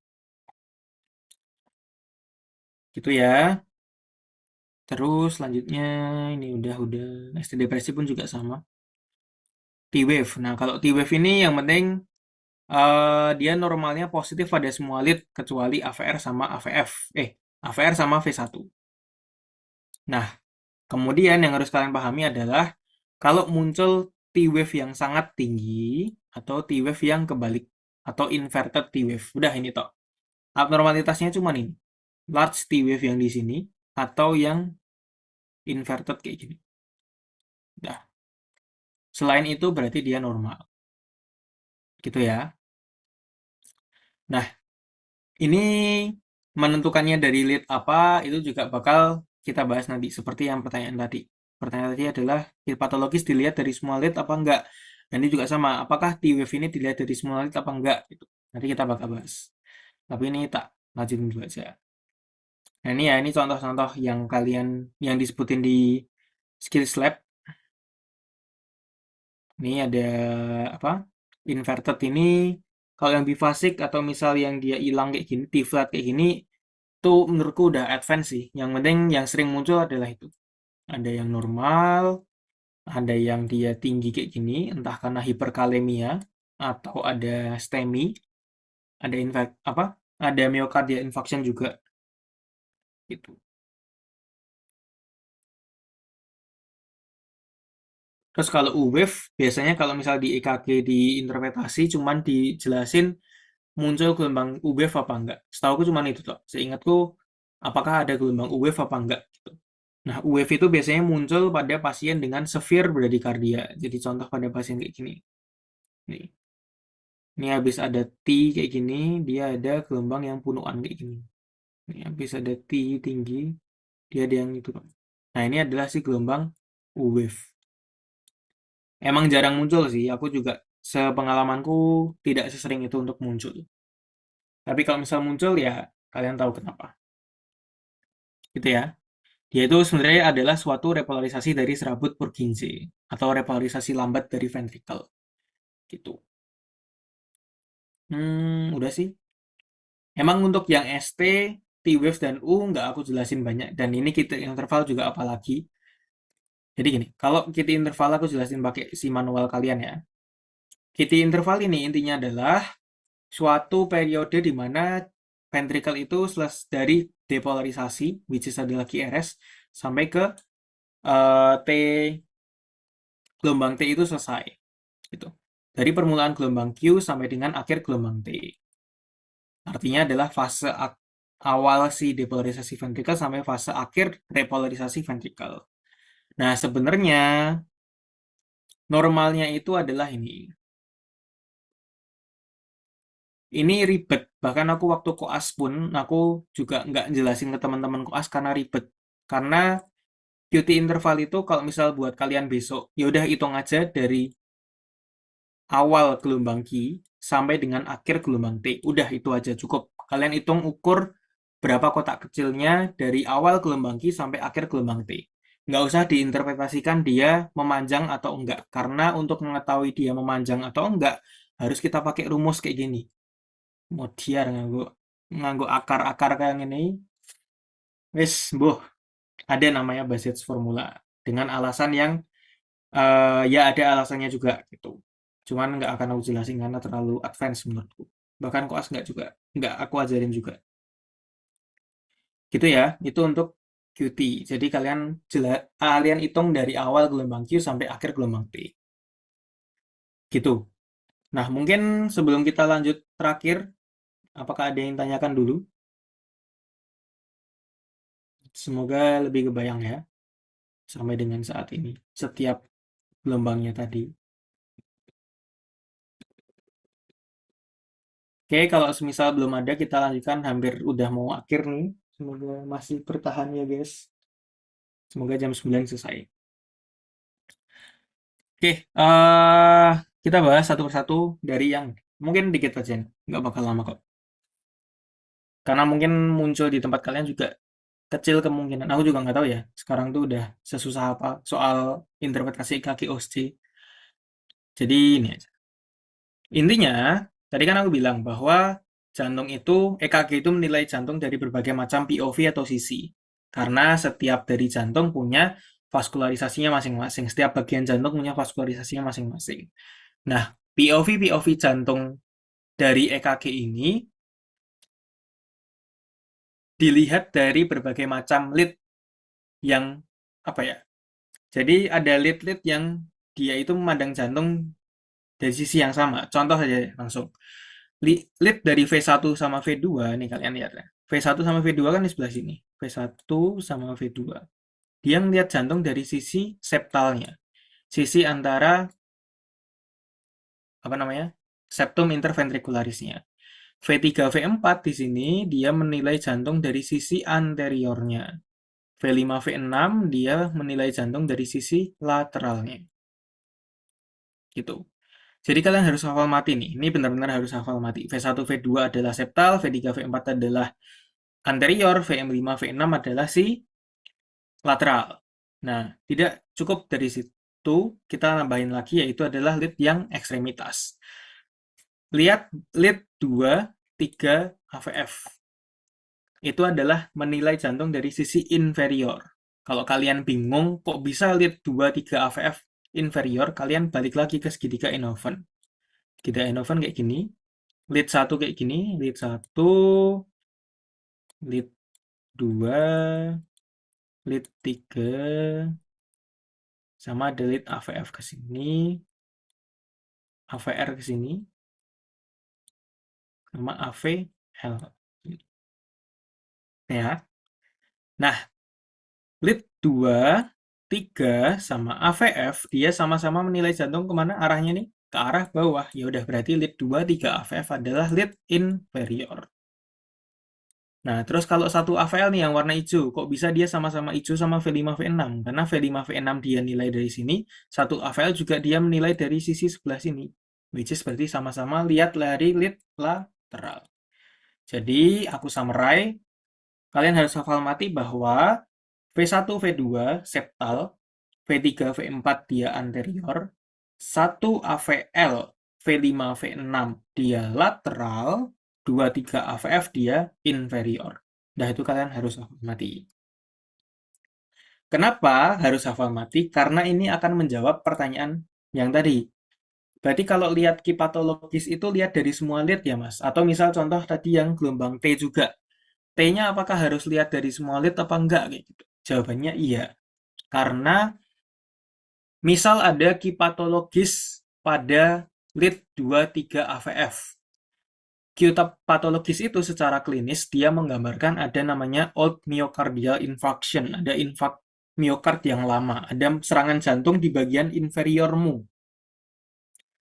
Makanya kita harus tahu, oh ada kipatologis di bagian 2-3 AVF nih. Oh berarti kemungkinan sisi jantung sebelah inferiornya ada yang udah mati sel-sel jantungnya.